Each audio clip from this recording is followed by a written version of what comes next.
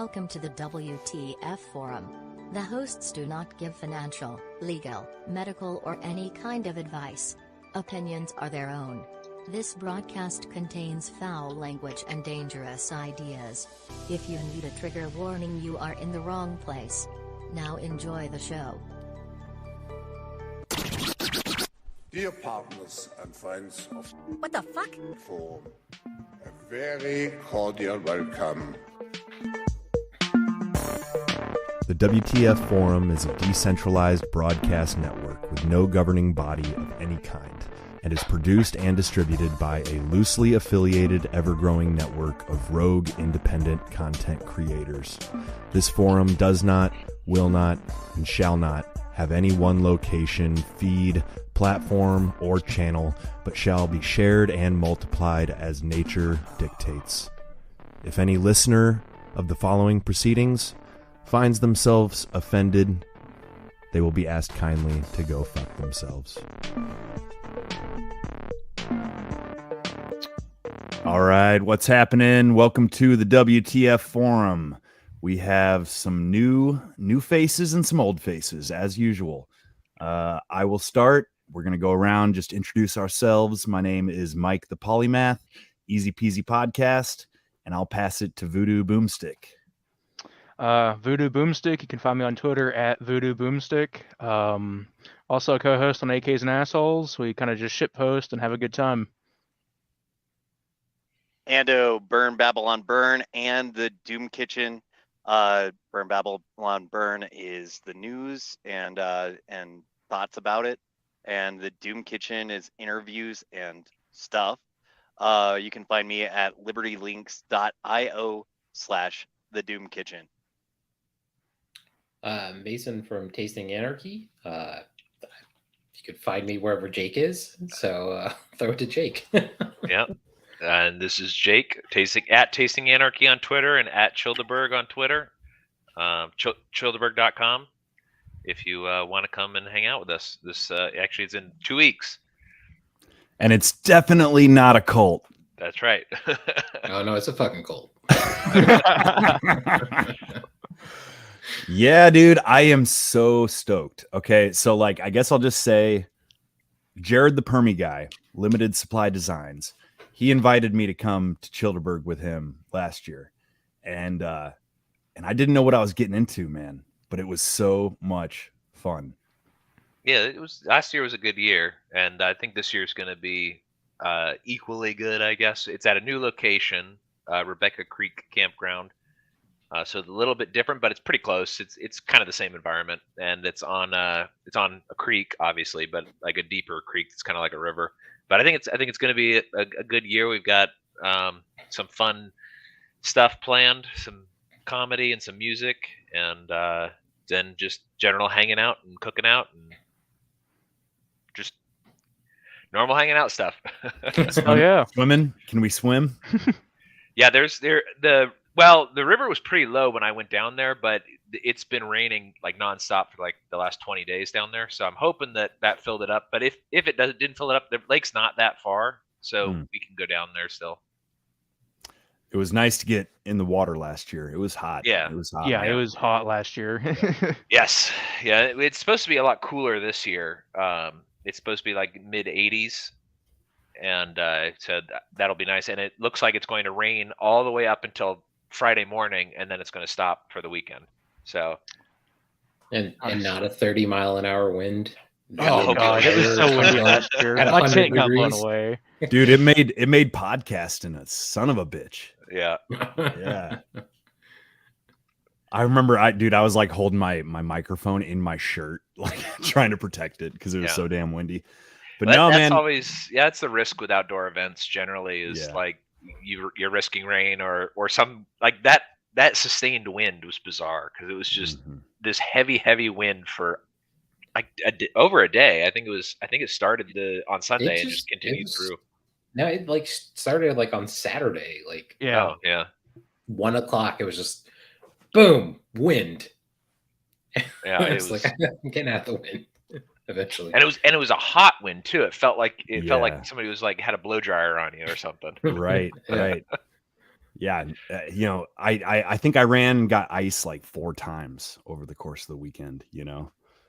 Yeah. But anyways, yeah, I'm stoked for the new venue, man. I'm stoked that the show is going to be on site. That's awesome. That's awesome. I agree. You were on TLE recently, weren't you? Yeah. Yeah, I agree that just the liability aspect of having that much consumption and then travel, you know, best avoided. So right on. Yeah, it doesn't tend to mix very well. Do the owners of the campground know what they're in store for? Yeah, okay. Yeah, they know. We're pretty much there's a couple of other people that are going to be there that are not part of our group, but it's pretty much us in that area and nobody else. Because I mean, I called her. I said, "Can we have a big group?" And she was like, "What do you mean, like 15, 20?" And I was like, "No, like 200." Yeah. And she was like, "Oh, I don't know if we can accommodate it or not." And then she kind of like thought about it and then sent me some pictures and was like, "No, I think we can get you all down in here." So it's going to be a little bit tighter than last year. Like that's good, man. That's yeah, good. I think that'll be fun. Yeah. That was a lot of walking. Yeah, it's gonna be more condensed. But the show is gonna be like right there by where we're camping. They said we can do music until midnight. So we're gonna do comedy probably starting on the 27th. We're gonna do comedy starting around 7 or 8. Robbie, I know, has to leave that night, so he's probably going to do a live podcast for his show before the comedy show, and then after that, Nikki P's not going to make it this year, unfortunately. But we've got Mr. Sue is going to play covers, and then Owen Glass is going to play again. So we'll just jam and hang out and cook out, and it's going to be fun. Yeah, man, sounds great. Yeah, you know, I'm flying in this year instead of bringing my whole rig. Oh yeah, I'm gonna miss. You know, it was like last year I didn't have to walk so much because I brought my motorcycle and I just like tooled around on that. Yeah. But I also brought like $2,000 worth of plants that I sold about $200 worth of. Yeah, I'm just not messing with that this time around. Yeah. But yeah, we'll keep it a little lighter here this year. But looking forward to it. I guess without, you know, unless anybody has anything pressing, I've got an idea. There's a TikTok challenge called the Blackout Rage Gallon. Oh. And one of the days, I need to find a team of specialists that are good at binge drinking and see if we can take down all these fraternity kids that are kicking our asses at binge drinking these days because we're all old and our livers are screwed up. So, you know, we need to show that we still got it. And basically it's vodka and Gatorade, but I'm going to use, I can't drink Gatorade. It's full of crap. And and so I'm going to use that I forgot what it's called, Body Armor, because it seems to have some more decent ingredients. And get schmammered at least one of the days. And I was gonna say, Jacob, it's time for Crystal Light. Yeah, that's right. Yeah, Crystal Light. Look out for me. I'll be in G1. So you know, if you see me in the wrong place, you know where to put me. Well, that's I usually bring a supply of Pedialyte, not Crystal Light, to in case anybody gets too much. That was our first year, the Legend of Maddie K and the revival. Drank a thing of Pedialyte and then was back to normal. Normal. I was going to say normal relative to Chillderburg. Well, yeah. The whole point of the electrolyte drink mixed with liquor is so that you don't, you can have a more sustained all day drinking buzz. Yeah. And I mean these the fraternity kids, they're not stupid. They made it to college, so they figured something out. But they're all blacking out and going to the hospital and stuff like that. So we'll see. We'll see what happens to me. I'm curious, Jake. Is there or has there ever been any kind of rules or code of ethics, or has it just been like do do as you will. Yeah, but that's basically like this is one of the things that BR wrote about a couple of years ago in his blog. Is it's kind of a proof of concept of anarchy, is that like everybody, I don't filter who comes and who doesn't come, and everybody just kind of comes. I tell them where they can camp, and that's about it. There's things that I like we do the comedy show mostly because I like comedy. So, and I wanted to meet Robbie, and Robbie liked it, so he ended up coming back several times. But it's pretty much whatever people want to do is fine by me, as long as I have plausible deniability, and that's it. Just but Amen. Our group is pretty good because I think there's an ethic that comes with anarchists and libertarians and all those types of people, where it's just sort of like, take care of yourself first, and then if you can help take care of somebody else, you can, but don't force anybody to do anything. Don't start fights or anything like that. Like we've had several times people message me over the years who are like, hey, I'm going to come and this person's going to come and we don't get along online. And I'm like, yeah, it's not online. It's in person, and it's a very large camp. Just stay on opposite sides of the camp. They're like, oh yeah, that makes sense. So it works out pretty well. That's the thing is one person can go that way and the other person can go that way, and everything should be fine.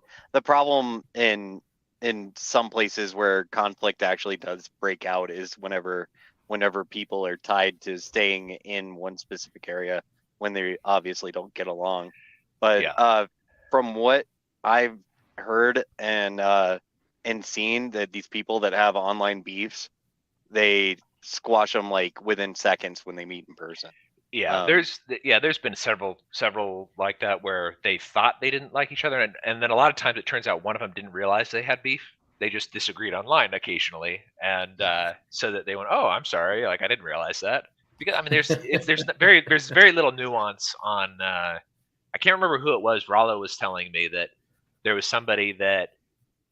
It wasn't at Chillderburg. It was at a different event, one of the Bitcoin events, where the guy ran into him and was like, "Hey, I heard you want to say something to me." And he was like, "What do you mean?" He goes, "You said this on Twitter 6 months ago." And he's like, "I don't remember. What are you talking about?" That's like something like some little thing like that is really big to the other guy. It's like one guy's holding a grudge over it, and the other guy's like, "Yeah, I was just spouting off like I normally do." Yeah. Well, and some people take shit personal when maybe it's sarcastic or maybe it's right. I don't know. Like you can't necessarily know the tone.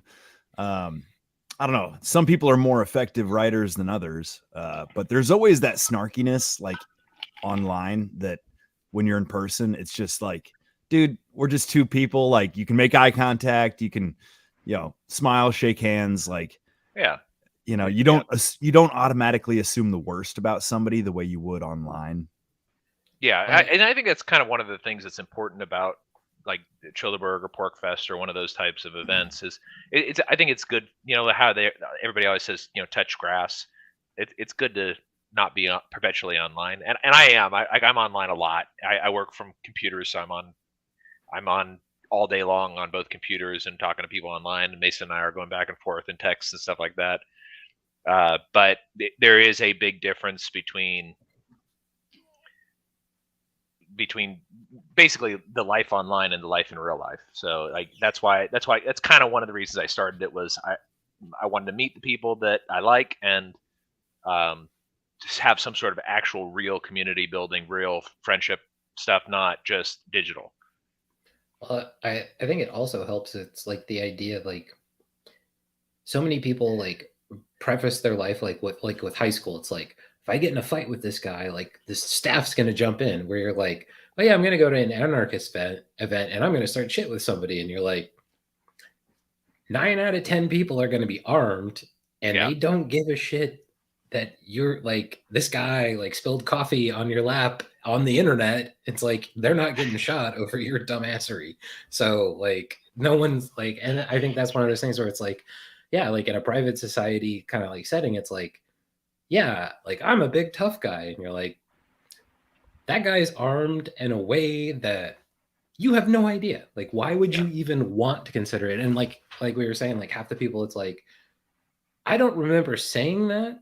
Sounds like something I would say, but like, Oh, okay. Also, the internet. It is probably a joke. Oh, yeah. Yeah, exactly. So when did the idea occur to you?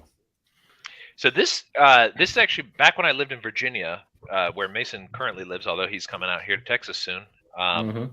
Hell yeah. But I was on Twitter looking for friends in Texas because I knew I was moving here, and I somehow got linked up with Carr from Timeline Earth, and he made the joke on there that he said this year to protest Bilderberg, I'm going to start my own thing called Chillderburg, and it's going to be me drinking alone in my apartment.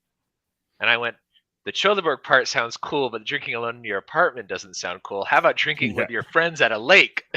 Way better. Yeah. So that's what we did. And when we moved out here. The first person I met was Carr, and I brought it up. And speaking of not remembering things, I brought it up to him, and I was like, "Hey, would that bother you if I started this and used that name?" And he's like, "I don't even remember tweeting that." And so we were talking about what it would be like, and my wife is going, "Okay, stop. Are you going to do this, or are you just going to talk about it?" And I was like, "Oh, I'm going to do it." And she said, "Okay, well then do it. Let's stop jibber jabbering. Let's, my wife is very business oriented. Like, let's get things done." So that was kind of it. So a couple months later, I think it was I think it was almost exactly a year after we moved here, we had the first Chillderburg. Yeah, Badass. very close. It's awesome. Yeah. What's that? What did you I say? said that's badass. I was saying it was very close. Yeah. Oh. And our first one was at Lake Buchanan, which was north of where we were last year. Yeah, that was a really nice area. Oh, and then we're at Lake Travis last year, and then this year we're sort of at Canyon Lake. It's a creek that feeds into Canyon Lake. So I think it's gonna be good. But yeah, that's kind of how it started. It's expanded. Everybody kind of adds their own thing. Like what's cool is like Agora Brewing. He started bringing mead. That became a part of it. Rollo decided he wanted to do a fruit cake. Actually, had the first one he wanted to do a fruit cake, and that's now become part of the tradition. I like comedy and music, like I said, and I just thought it would be fun to do. So that's become part of it. And people do different things, and there's a lot of stuff. There's a lot of stuff to do. People just will kind of invent whatever they want to do. Last year we came up with a ceremony to banish something evil from the world, and we banished Anthony Fauci, which seemed to work. I think it took, man. It took.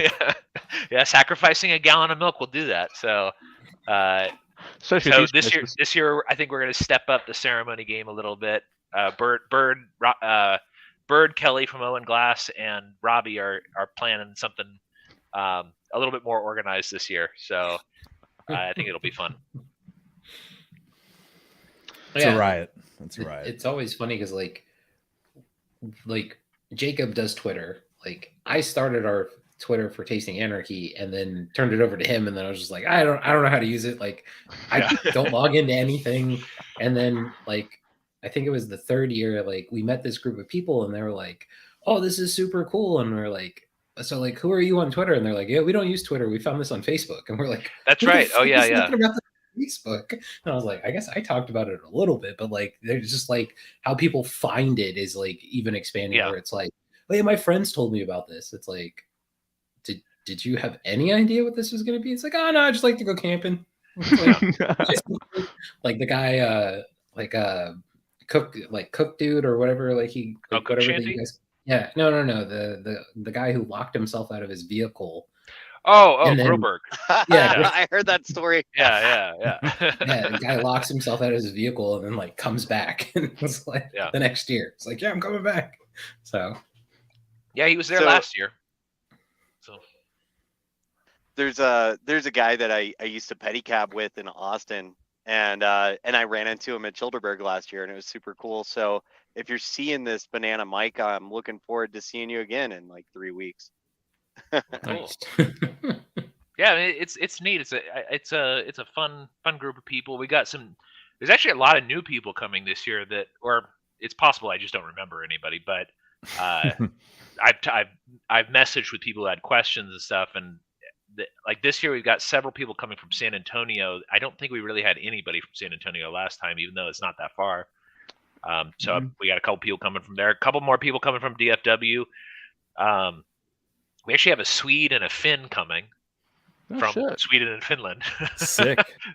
Which is pretty neat. Which I was like, oh wow, that's gonna be fun. I mean, it's a good excuse to come to America. So I was gonna say, is that like that's the whole reason they're coming? Like, I think it was a good excuse. I think they're both staying here for several weeks. Yeah. To like check stuff out, but they were like, this is a good reason to start it.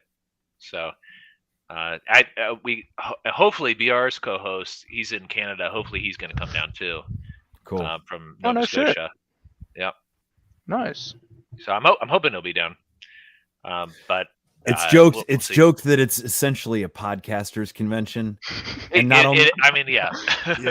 Not only that, but like a libertarian podcasters, convention, and that's oversimplifying. Obviously, yeah. We run a certain length of a spectrum. The folks down there, but like, just cool dudes, and like, yeah, it was nice personally to just be around like a bunch of people I didn't know, but who I didn't have to explain myself to or like argue with.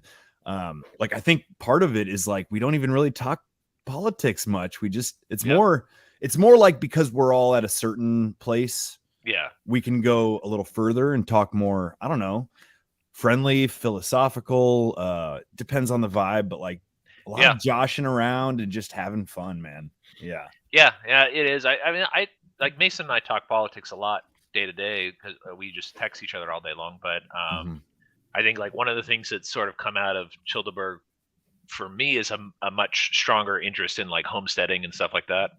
Because there's a lot of people who have got a lot of great ideas. And also, I think it was after Chillderburg 1 or maybe after Chillderburg 2. No, it was after Chillderburg 1. My wife was like, man, I really liked hanging out with like normal people, meaning the people at Chillderburg, which that's what she considers normal, I guess. Yeah, and she's like, I wish we could just hang out with people like that all the time and not be like surrounded by retards. And and I was like, well, we could start our own town. And she goes, well, you can do that. And I go, yeah, it's America. You can start a town, I guess. They have to come from somewhere. So so that's kind of our new thing, is that we're trying to think of how do we concentrate this and kind of extend it out, make it a little bit more of a year-round type thing where people live next door to each other, they can build their community, and Mason's going to move out here, so he's going to be part of my local community here. So go ahead. What region of Texas are y'all in? I'm up in DFW. Oh, okay. Gotcha. I don't know for sure. Like I keep changing my mind all the time, but I was looking at property in Comanche County, which is kind of central between Austin and DFW, and it's, I guess, pretty close to Waco. So there's stuff around there, but the land, I'm actually blown away when I started looking at land, how cheap land can be, especially in Texas. You can get 30 acres for there was one property in Comanche County, $65,000 for 18 acres, and I was like, there's got to be restrictions or something on it. I didn't look into it very heavily, but there's got to be a reason why it's that cheap. I'd say in Comanche County, probably not, because I mean, I know that area pretty well. Voodoo, you should. Because it's rural. Voodoo, you should tell them about your deal a little bit, vaguely. Oh yeah, I'm getting 10 acres for 10,000. Oh, nice. Yeah. I know the person that's selling it, and so I'm getting a fucking good deal on it. Yeah, that's kind of one of the reasons too that I'd like to. So this year it's a private campground. It's not owned by the government like the previous year, which is a step forward. But one of the other reasons I'd like to do it on our own property is so that we could set up like a shooting range and have either a contest or just shoot for fun, and have kind of more free reign to do whatever. Although this lady has been pretty, she just doesn't really care what we do. She's just like, yeah, as long as, if you're going to use my electricity, give me some extra money. If you're, keep it down. If somebody complains, deal with it yourself, that kind of stuff. So, but I'd like to kind of incorporate like cause we got a lot of gun guys that come. I'd like to incorporate that. I don't really know very much about guns. It's just not. Mason and I went shooting once, but and I have guns, but I just don't know that much about them. And it's something I always kind of wanted to get into, and just never got around to it. So I think that would be fun. And this group of people like you, Voodoo, and BR, and a lot of the guys that he brought, Bloody Revolutions and Spirit of Resistance. Those guys, they're all big gun guys, and so there's a lot of people that can teach me, and they've all and in my experience, people who are into that are also really happy to teach that kind of stuff. So we could do that type of thing if somebody wants to do a like Texas Joe, or is it Texas Joe, I think is his name. He teaches like gun safety courses, and so he's talked about coming out and maybe doing something with us at some point. But if we had like that kind of thing to be able to set up on site, I think that'd be pretty cool. Yeah, I mean that'd be a lot of fun. I know that BR's talked about it in the past about doing something like that.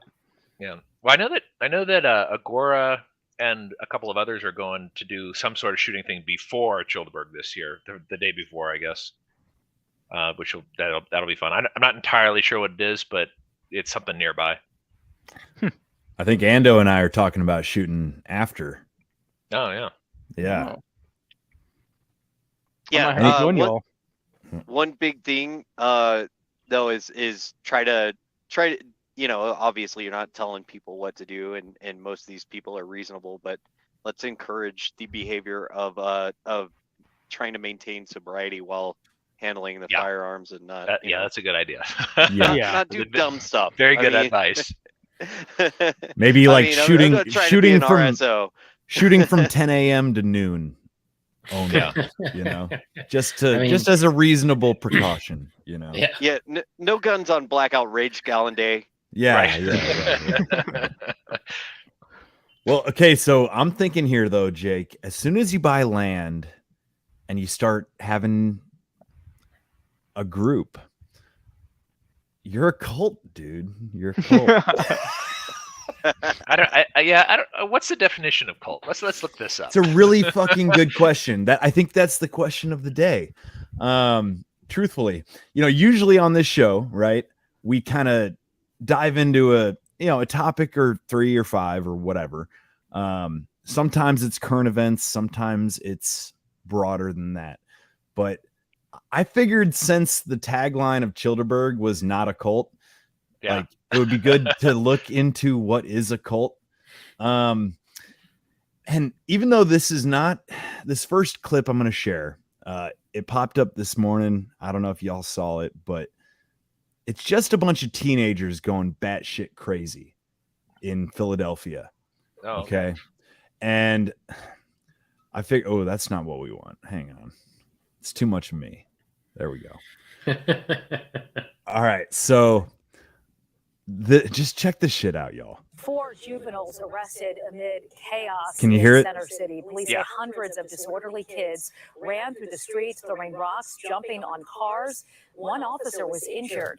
Tonight, police have a message for the parents and also the kids that have any plans to do something similar in the future.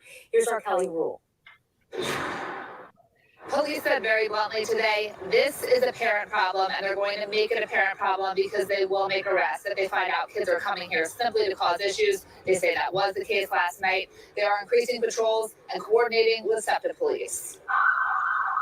Just groups of youth converging, no fear at all.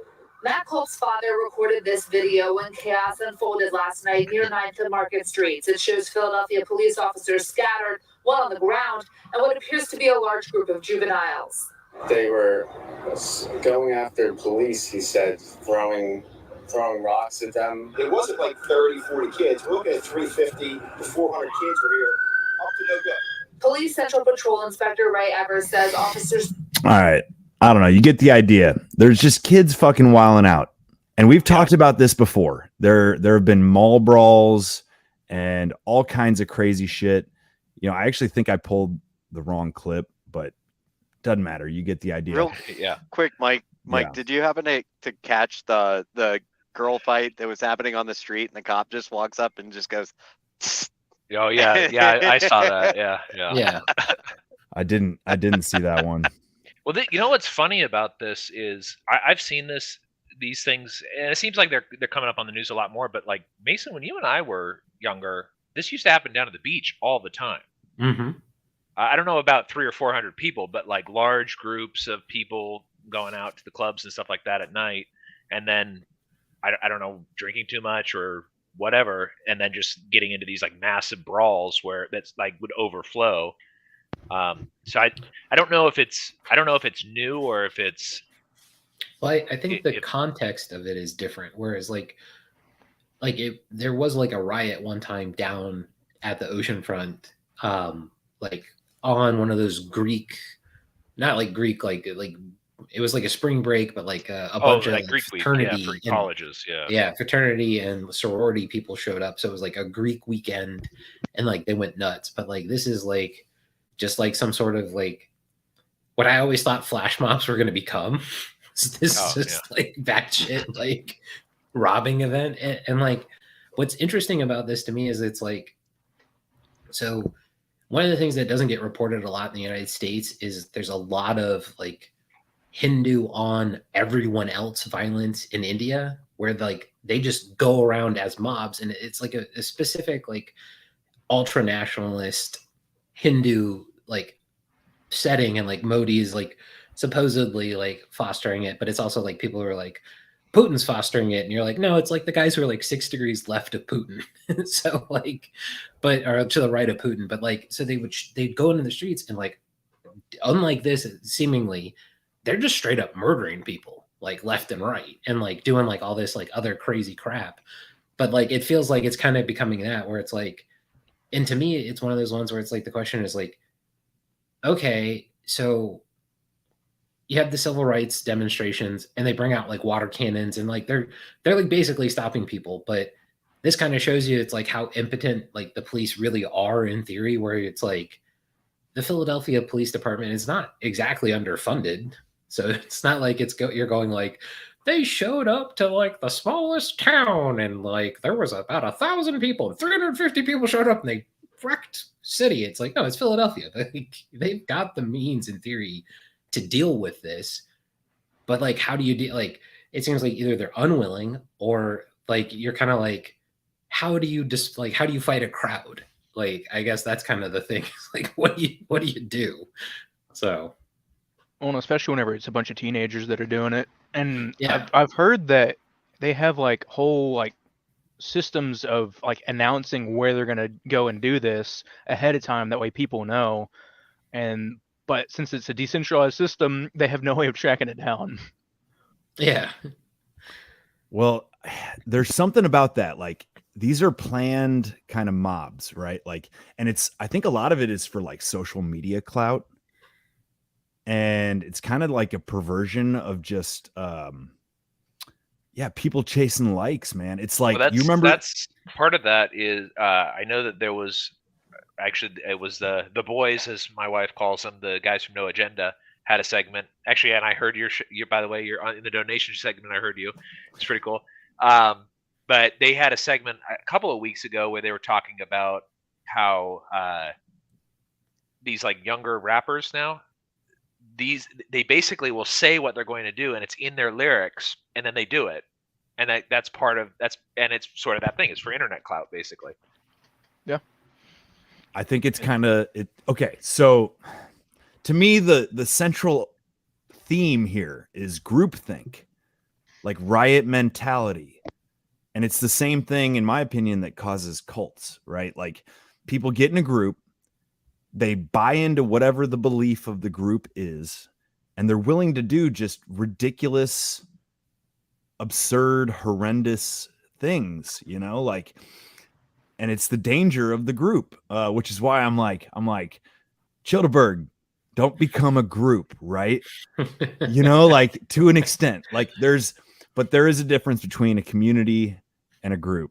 Like, a cult and a town, there's a big difference. Yeah. And this kind of goes back to a lot of the stuff that we talk about when it comes to like intentional community building and that sort of stuff, is that I think one of the biggest issues in modern times is that people are not religious and they don't have fraternal organizations really anymore, and so they're kind of atomized, and so they end up getting incorporated into these like larger, like, who you vote for president, your vote really matters not at all.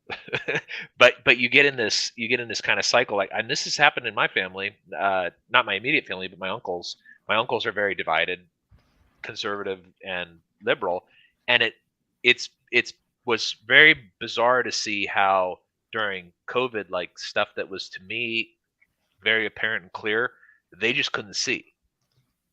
And it was just, and it was kind of like what you're saying. I was thinking, this is a cult mindset. It's like, this doesn't make any sense.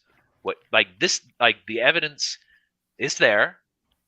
You can objectively look at it. I understand that you think that everybody should get vaccinated or wear a mask or whatever, but none of that works. And I've been telling you it doesn't work. And then the evidence bears that out. And you still, and fortunately, some of, like, my cousins, their kids have kind of started messaging me once in a while and being like, you know, like, oh yeah, you said this a long time ago, and then it turned out that was true. And I was like, yeah, yeah, exactly. Because I listen to No Agenda. So, but God bless No Agenda. Yeah. For but sure. but I think that's kind of the thing, is like, if we went back, so like even just when my uncles were kids, I would say my grandpa and grandma were marginally religious. They went to church because it's what you did. My grandpa was Jewish, so I don't know that he really believed in the church or anything like that. They went to a Presbyterian church, and then later on, one of my uncles became born again, and so then they all kind of became evangelical. But at the time, they went to church. They were very, very involved in the community. They Boy Scouts and the swim team and the wrestling team, and like basically every sports team my grandpa started in that town. There's a town of 1,000 people, so like all of that stuff was there. You knew everybody. One of the things that I always think is really interesting is, like, they knew everybody in the town, and they also knew who to avoid. So there was a couple of people who were in the town. Like, there's this one guy. I don't know if he actually was a child molester, but that was what people said. And he also stole grocery carts from the grocery store for some reason. So he had like a garage just full of grocery carts. And so everybody was like, just stay away from that guy. But and he lived there until I was a kid, because I was raised in the same town. But like all that sort of stuff where people kind of knew their neighbors, knew what was going on. The kids went out and played with each other. I think that's a major component of it as kids, is that people don't have kids anymore, or very few kids. But like, yeah, I live in a suburban neighborhood very similar to the one that I grew up in, and I know my neighbor over here, and I know the lady down there because I got into an argument with her about her veto sign that she wanted to put up in my yard. And then there's a guy who and the only reason I remember it is because he used to work for Lockheed Martin. He lives like 3 houses down there. And when we moved in, he came and talked to me. He's like 90 years old. He came over and talked to me about working for Lockheed, which I was like, I don't really, that's not really a company I like. Yeah, like, right, good great for you, Holmes. Yeah. But like the rest of the neighborhood, like, we wave and stuff like that, but I don't know who any of them are. I wouldn't know how to ask. Like, I wouldn't know who they were to ask. Whereas like my mom, and actually even still in the neighborhood that we grew up in, most of the people that live there still are the ones that have been there forever. She knows everybody. She could ask for help from anybody, and they either went to the same church, or their kids were in some sort of sport with my grandparents' kids. So that, I think, is something that is severely lacking. And as Mason and I always talk about, it's this sort of sinister nature of government, is that as they co-opt these little things, like small things, it basically splits. So like, for example, they mandate health insurance, and then they make it like a tax incentive to go through your employer. Well, then that kind of removes a large chunk of what fraternal organizations' purposes used to be. So you join the fraternal organization so you could get health care, and it was a lot cheaper to do it that way. And now it's more expensive, and it's now it's through your employer rather than through a community that you actually do like charitable work with or some sort of something constructive. And I mean, I guess your job is constructive, but it's not the same thing. So, and there's a lot of things like that as the schools became, more and more federalized since the 70s when when they started the Department of Education. The schools have become a lot more separate from the community. Whereas like when my parents were kids, the community kind of ran the schools. And now it's not so much. The PTA exists, but they have to adhere to No Child Left Behind. And in California, I think it's called STAR. I don't remember what it stands for, but I grew up in California. So they have some sort of universal minimum requirement thing that you have to adhere to. And, it again, it's moving these things that kind of should be handled locally out and outsources the responsibility to someone else, and then that atomizes people and then makes them susceptible to get pulled into things like what we saw there with those riots is like that they just they don't know any of these people. To them, there's no really ramifications of like it's not a real person they're hurting. It's some sort of abstract thing. It's not their neighbor. Like it's that kind of stuff. It's the groupthink. It's well, I'll give the Mormons credit, right? Where credit's due, man. Like they take care of their own. They've got their own internal I hate to call it, but like welfare system. Yeah. And it's if I'm not mistaken, it's pretty much locally based. Like maybe they get money from the church in Salt Lake if they need it, but like if a family in your church falls on hard times, it's the church's responsibility to like help them out. Yeah. And I think that's beautiful, man. I lived out in Utah for a while and I wrote about it in my book where, like you said, like the ne'er-do-wells of the community were known. Like I wrote this chapter where, there's like a standoff. Nobody dies, but like bullets are exchanged and the travelers through are nervous that like everybody in town's gonna be against them because of it. But it turns out everybody in town knew that those fuckers were the bad guys before the travelers ever showed up. You know what I mean? I'm being kind of vague or whatever, but like in small towns where people frankly like make a living off the sweat of their brow, right? Like rural towns, people look after one another. The closer and closer you get to the city, the less that's the case. But I'll say there is an exception, and it's when you get into the poor neighborhoods. Yeah. The middle class, suburbanite, urbanite doesn't need to know their neighbors. The poor family needs to know their neighbors. I live in kind of a shitty part of town. Not terrible, but like it's not the best. And I do know, I know my neighbors, right? And at least a handful of them, because it's like we look after one another, There's been a couple nights where like some shit goes down on the block and like people are kind of like checking in and like, hey, Well, what I'm always kind of reminded of the conservative thinker Russell Kirk, who used to call cars the mechanical Jacobins. And like the idea was that it would extract you from your community and move you somewhere else. And that's sort of what the interstate highway system has done, I think, is it's kind of facilitated the mechanical Jacobin, where you don't live where you work, you don't shop where you live, you sometimes shop like really far away, or you take the freeway. Like actually, I was thinking about this while I was driving today. We went out to sushi, but we went to the sushi restaurant that we like that's like 20 minutes away. But there's one down the street too, which like if we didn't have these like massive interstate highway systems, then it would be you'd probably stay closer because it would just be difficult to get around. And there's another guy. His name is James Howard Kunstler. He used to write for Rolling Stones, but now he's got his own podcast, and he's kind of a peak oil doomer kind of guy. But I think he has a really good point. He had a guy on his show not too long ago who went through like the itemized cost of the interstate highway system. And he basically said, as long as if the fiat money ever runs out or stops working, these are going to be gone in like 5 years because they're so expensive to maintain and so expensive to extend. And then you're going to have these suburbias, which have no real, like where I live, there's no real function of this other than to house people who are going to be funneled into the city to work. And so when the highways are full of potholes and cracked and don't work anymore, you get stuck in these suburbias, and everybody's going to be making a rush to try to get back to small towns, where it's where there's a reason why the town is there, not I just bought this tract of land and put up a whole bunch of McMansions, and now we all live out here. So I think that's kind of where we're headed. Is I think it's going to be Bitcoin, but I do think at some point the fiat's not going to work anymore, and I think people are starting to wake up to that.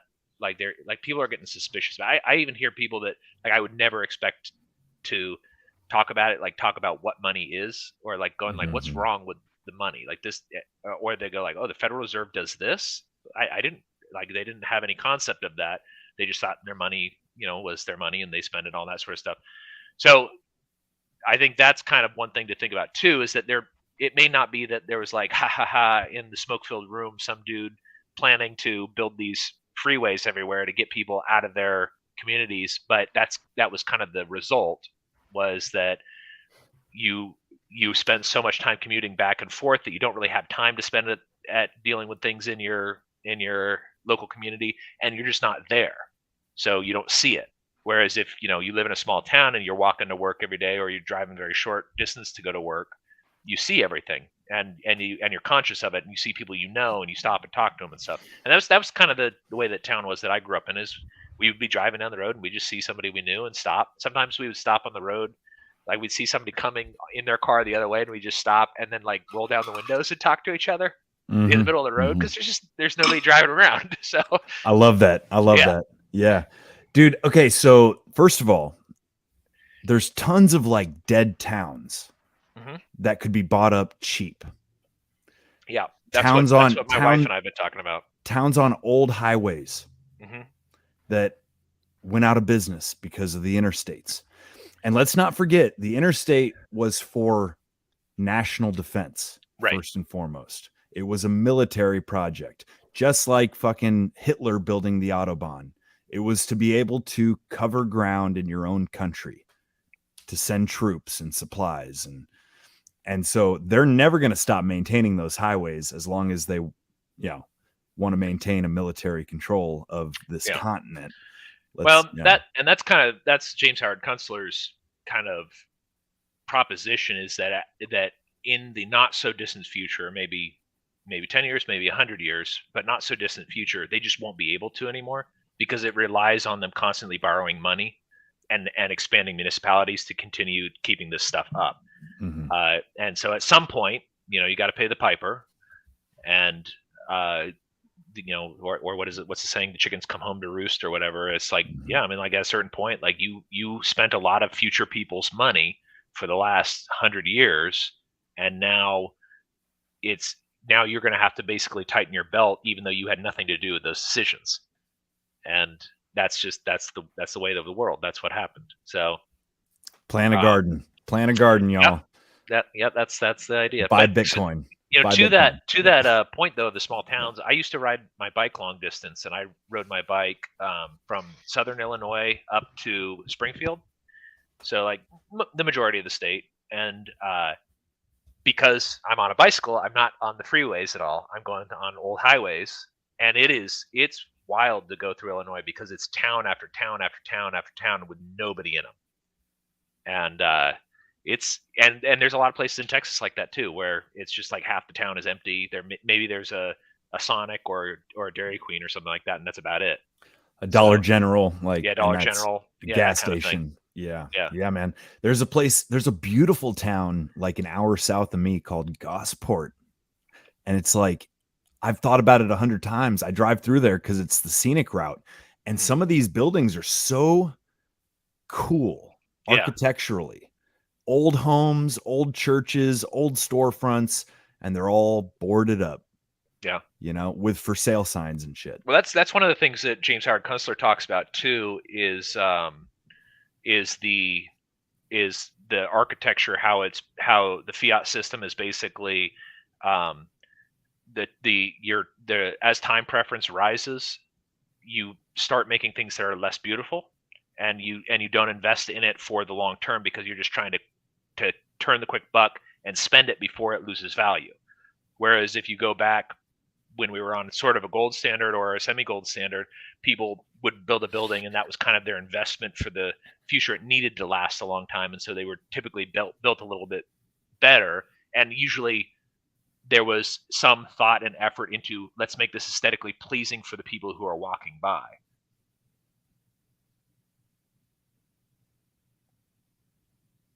Looks like Mike's shifting gears. Is your mic off? You're Mike? muted, Mike. My bad. So on that note, there was once a nice-ish neighborhood in Western Philadelphia that was diverse, multi-ethnic, multicultural, and a cult moved into the neighborhood. And before you knew it, the neighborhood was on fire, quite literally. So I want to play this real quick. The police position themselves to serve warrants on moved members. The police at our door, they're saying, get out, you have to evacuate. We're going to have a police action here on your block. Just take a change of clothes. We're going to protect your belongings. You'll be back in 24 hours. If you don't leave, you're going to be arrested. I mean, we had a community of all kinds of people that we all supported each other. We all intermingled. We shared our thoughts, our concerns, and we just had a good time with each other because each one of us was trying to have something. You know, when I say have something, I mean, you know, we wanted to raise our standards of living. In 1978, there was a confrontation between the MOVE organization and the city of Philadelphia. Some of the MOVE people were arrested and sent to jail. Their children had nowhere to go. Miss Louise James, whose brother founded MOVE, allowed those children to come and live in her home so that they could be cared for. We respected that about Miss James. I'm going to pause it real quick. This is kind of a long one, but have y'all heard about the MOVE movement? No, I've not. No. Okay, so have you heard about the Philadelphia police bombing a neighborhood? Because that's where this is going. Okay, yeah, I have heard that one. Yeah. So the MOVE group or cult, whatever you want to call them, started out as something not so dissimilar from what a lot of us might consider ourselves. You know, I think this is a cautionary tale. They were kind of an anarcho-primitivist group that grew ever more radical, you know, and more violent and more culty. Okay. This is a cautionary tale. And like I said, it ended up in just disaster, man. Like how this, I didn't know all this history till just this morning. You know, I never planned these forums out much. This is probably the most I've ever like planned one, frankly, because we wanted to highlight Chillderburg and like, so, you know, the theme was apt, but this shit is wild, man. They got more and more radical. They armed up, and who can blame them? You know, the police hated their guts, but the problem was they quit being good neighbors. Okay. That's kind of the point here. That's where this is headed. And the neighborhood itself turned against them. I guess my biggest, if I could say like regret about this story, the thing that makes me the saddest is that the neighborhood didn't deal with it themselves. They trusted the cops to do it for them.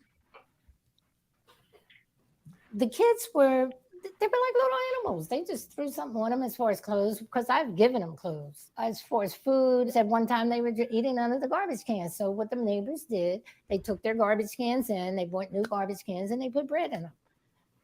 So the kids would go in the garbage cans, they would have bread. You know, they could eat bread. And then we got found out, and the parents were furious. You know, it really wasn't very militant at first. You know, it's just a lot of very, what we consider kind of strange looking people with the locks, and, you know, it wasn't orthodox. And then it's gradually begin to change, you know, and that's when the trouble started. Me and the wife heard all this banging. We couldn't understand what it was. And they began to board the front of the house. From that day on, it was like night and day. The first big problem we had was the raw meat that they kept outside. It was a big, you could imagine a big tin of raw, bloody meat sitting outside of your house. The loudspeakers went up in the spring of '84. All of a sudden, they became very combative. They became very militant. They became dangerous, actually. For a long goddamn fight, because it's going to be a long goddamn fight. You could not imagine. It's one thing to be 2 blocks away and hear it, but to live right next door, full blast in our bedroom. Then we had to contend with things inside our house, bugs that you couldn't do anything about them. I mean, they just totally, the bugs took over our house, you know. My children woke up in the middle of the night from bug bites, crying from things biting them in their beds. And they would threaten to kill people. And they would name people by name. And my family was named as part of those people that they threatened to kill. We had tried all the other methods, exterminating methods, called people in. And we decided to put sulfur bombs down. Actually leave the house for a day and put sulfur bombs down. Being a good neighbor, I wanted to move people. I spoke to Conrad first about it. He went completely berserk. You know, the bugs are our brothers and sisters. If you exterminate the bugs, you exterminate us. But they told me if I... Okay, we're going to pause again. I think this whole video is pretty important. That's why I'm just letting it play. But like I said, they're not being good neighbors. They're putting up loudspeakers. They're putting up a fucking like armored tower. You know, I'm getting Waco vibes, and like nothing against Waco. The children that died, the women that died, you know, all that is on David Koresh as far as I'm concerned. And frankly, it's on people's stupidity for believing in a guy like that. The ATF. And it's on the ATF and the FBI. Mean, let's not forget. Koresh would have just talked to the right people if they had gone directly to the sheriff. And they went behind the sheriff's back. But real quick, and I've also heard that the ATF knew his schedule and that he regularly would go run off the property, and they could have just picked him up. And yeah, but they chose because of, I don't remember if this was before or after Oklahoma City, but one of those two, the way that they handled it was kind of a response to the other one. OKC was the year after, well, 2 years after. Oh, was it? Okay. Yeah. I think then the way that they handled that was actually a because they blundered the Waco so badly. They were like, we got to handle Oklahoma City, and then that ended up being a whole big shit show as well. So, well, some of the biggest questions around OKC are like, who was the what's the word? Co-conspirator. Oh, yeah, John Doe number 2. John Doe, right? Yeah, and yeah. Well, I know that they killed that one guy that they like tortured him. Terry Yiki. Yeah, that's right. No. Yeah. Oh, well, yeah, that's another story. Okay. So, you know, where I'm going to take this eventually, which I'm sure won't surprise some of you if you've been on Twitter for the last 24 hours, everybody's talking about the Patriot Front and how, you know, everybody's assuming they're feds. It looks weird. Well, it is weird. It is weird, man. And I'm not saying that there aren't feds, but I'm pretty sure it's a cult. That could be. I'm pretty sure it's a fucking cult because I get those vibes, you know, like I think there's some real believers in there. And I think some of them take themselves way too seriously, you know, kind of like these folks.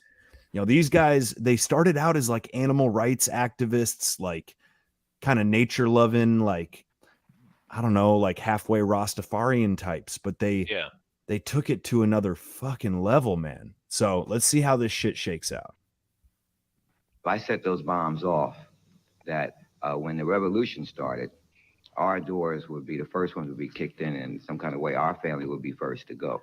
I remember we had a picture window. I saw the book fly across the book fly across the window, and my husband was flying across the window, and he was physically attacked by these people having a philosophical conversation. It was not uncommon that fights broke out, and one time guns were pulled, and my kids were down the street. It was very scary. I didn't know where my kids were. I couldn't go out of the house. It was like living in a war zone. It was horrible. They wanted to make social change, but their methods were destructive. And so it ended up having a destructive result. How will this have to end for you to feel safe? For them to be incarcerated, or I don't want to see anyone hurt or killed, but better them than me. They came in our neighborhood. We want them out. And I feel that whatever has to be done, has to be done. Whatever means are necessary. And that's what I want. I could actually see my house being blown up. Everybody was just, it was like a torture to watching our life just burn down to the ground. I mean, baby pictures, family members' pictures, everything destroyed. Mementos of our youth destroyed. Everything was gone. I mean, even though they told us they didn't protect anything, they burned everything to the ground. I think that last shot with the dude standing there with the fire in the background holding up the shotgun is pretty powerful. I mean, he was probably a police officer that was protecting the family's belongings as sat there and burned to the ground. 5 kids and 6 adults died, and about 2 blocks of homes burn up. 250 something people made homeless because they didn't let the fire department go in for God knows what fucking reason. I mean, if this ain't Waco, it's the urban Waco, man. Nobody talks about this one, but it's very similar. Well, they were a group of very unlikable people. The people in the neighborhood didn't even like them. They were, they were a nuisance to everyone. In fact, I think the neighborhood is what brought the police down on them. And this is a case of play status games, win status prizes. So there was that. But also, I want a quick shout out to the History Homos on episode 109. They deeply covered the MOVE bombing. And we'll have that link in the show notes. Andy sent it in the Telegram. So, yeah. Again, like I'm just seeing connections where I think there might be some as far as like Patriot Front. Yeah. Like it smells culty to me. And I think there's likely some federal influence, but I don't know. I don't think they're all feds, man. I did some research today and like there's history. There's fucking history. They split off from Vanguard America, I guess. And the guy that started this shit was 17 years old when he started it. Huh. And so like, I don't know, he might be brainwashed. I mean, I even read some shit on Twitter about supposedly some of these early, like pre-Patriot Front guys went to Ukraine and trained with the Azov battalion. Oh, I've heard that as well. Yeah. And that's not, those Azovs are not good people. Well, and I think with any movement, you're going to have the people that actually believe in it, that believe in that movement, and then you have the bad actors like government and all of that, especially like FBI, anyone like that. You're going to have the people that actually do believe, but it is going to be probably at the top ran by people that are not necessarily a part of the movement. Yeah. And I think that was one of the things too, that on the heels of Oklahoma City that they end up discovering was that like of all of these white nationalist groups that they were infiltrating, they were like 90% feds. And actually we had a much more recent example of this where that kidnapping of Governor what's her name? Whitmer. Where like it turned out that it was like 3 drunk dudes that like the feds like convinced to talk about it, but they didn't even do anything. Mm-hmm. So, and I think that might be kind of what happens is that people get in, and maybe this Patriot Front is some sort of cult, but this stuff gets stirred up, and I think I think the government, which I think the government's a cult to some degree. Amen. We can all agree on that. Yeah, they kind of get into this. They're trying to set, like, it's very clear to me that anything that's sort of right wing right now, they're trying to set, and actually this is happening in the military too. So they're kind of like getting anybody conservative out.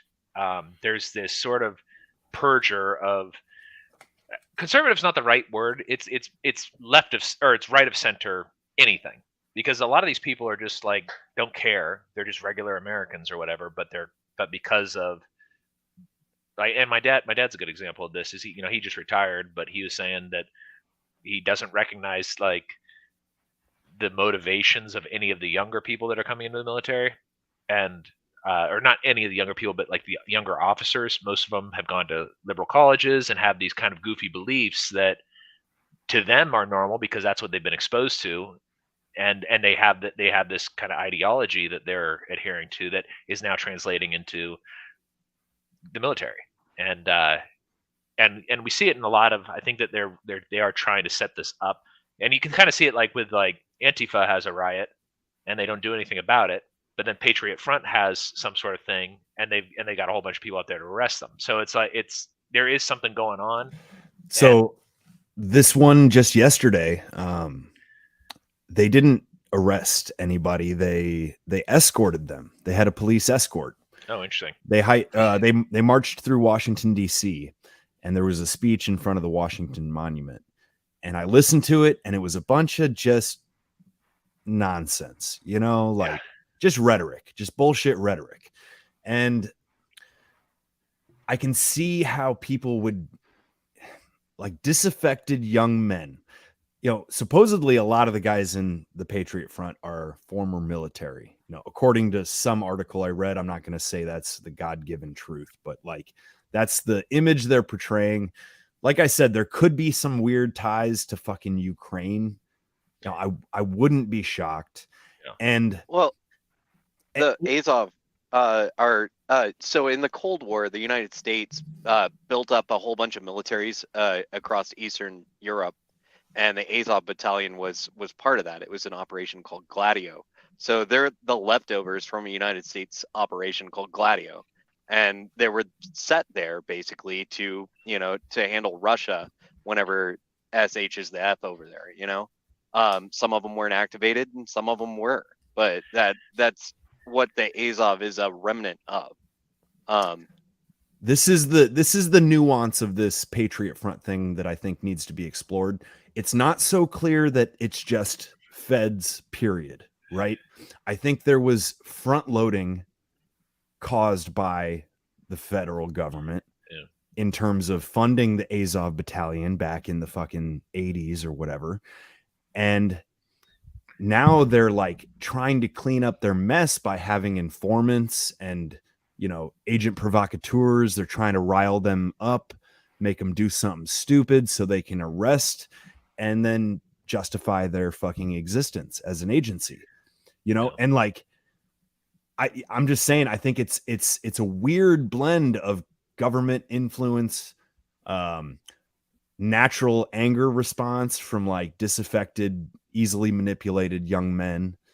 And that I think that's a key part of this is just young people generally right now are, and I think it kind of goes back to this lack of any sort of community, is that like they're ripe for the picking. I mean, this is why you've got 15-year-old girls chopping off their tits, and it doesn't like there's no way that it went from like 0.0001% of the population felt like they were transgender to this like huge explosion. Like it's there's an ideology, and it's I think it's because people do not have and I think the Patriot Front probably is something like that too, where you've got a lot of young men with no prospects, and they're kind of like, well, I'm not going to be able to get married, I can't get a girlfriend, I can't get a good job. I haven't been accepted to college. I mean, you can see this too in like the college. Well, I think college is kind of a waste of time, but just in the admittance numbers, it's mostly women now, and very few and fewer and fewer men going in, and so they just sort of don't have any sort of purpose, and those are the types of people that get picked up into these things very easily.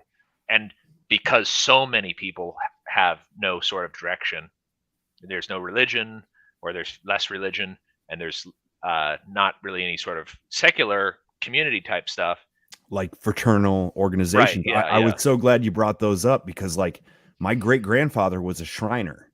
Yeah, big time.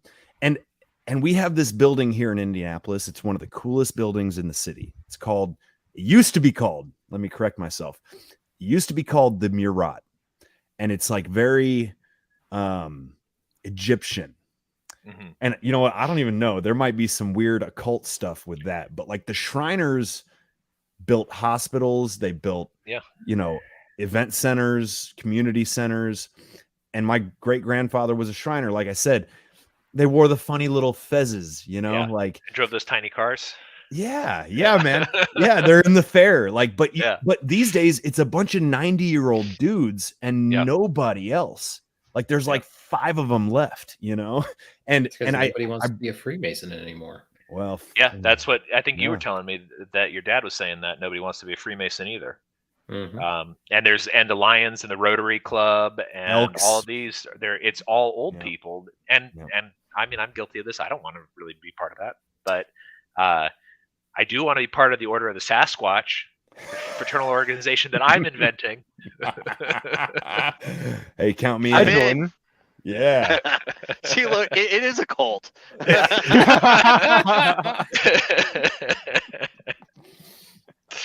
No, but you hit on the exact connection I'm trying to draw here. In healthy communities, this shit doesn't happen. Yeah. You don't get genital mutilation, school shootings, cults, when people actually have purpose and community. Like this is all a result of a sick society that is being perpetuated and being continuously made more and more ill, Yeah. Well, and I kind of see a silver lining. Mason and I'm very religious. Mason is not. But I kind of see at least the beginnings of something is going on. Like people are, especially in the liberty movement, are kind of going back to religion, but not going back to like easy types of Christianity, like hard ones like Orthodoxy and Latin Catholicism and things like that, where I'm like, okay, this is like, clearly people are missing something and they recognize it and they're finding their way back to the stuff that matters. And I think that maybe is what we're going to see, especially as the institutions set up by the government start to dissolve and break down. Like I think COVID was sort of a blessing in disguise in a lot of ways, where people were exposed to what was going on in the schools. They were exposed to their city councils, that all these people are little tyrants, and they kind of are becoming a little bit more. Now I'm sure we're a ways off, but people are becoming more conscious of it, where they're saying like, I'm not sending my kids to these schools anymore. I'm going to homeschool them, or put them in the Ron Paul homeschool curriculum, or like what Mason. Although Mason, you didn't do it because of COVID, but your daughter goes to what's it called, Montessori? Yeah, in a Montessori school. Yeah, so like alternative forms of education that are, I think, are better. And I think a lot of that sort of stuff. I think a lot of the COVID stuff, when people there's a divide. I think some people became more NPCs, and then some people kind of went, wait a second, this is not right, and are starting to wake up to it. Well, this isn't Canada. We say Montessori here. Oh yeah. I always thought it was Montessori. I have no idea. Joke. It's sorry. My terrible. Sorry. Oh, sorry. Yeah. I get it now. I was going to say she's Italian, so it's probably not even close to. But Jake, Montessori. Jake, if I'm not mistaken, you're Quaker, right? Yes. So when I was a kiddo, we used to say this little rhyme. You've probably heard it. Quakers meeting has begun. No laughing, talking, chewing gum. Starting now. Right. Yep. That was like the quiet. That was how we started the quiet game. Yeah. You know, and I always lost the quiet game. I'm loud. Yeah. But is there any truth to the Quakers meeting? No chewing, no laughing, no having any fun, or is that some bullshit? No, that's it. It's sort of true. I'm conservative, so our branch of it, we have it. We call it silent worship, or it's called expectant worship. So it's silent. There's no priests or ministers or anything like that. So you basically are silent during worship, and the expectation is that Christ will speak to you. So that's kind of the idea behind it. But that's true. Now there are other branches of Quakers now as well. There's liberals who are not really Christians, or they're like Unitarians kind of. So I guess they kind of have some Christian basis, but they're not. But they're kind of like everything's okay. And then there's evangelicals as well. Actually, the evangelicals are pretty big up in Indiana. That's actually the largest branch currently. There's only like 4,000 conservative Quakers left in the world. So wow.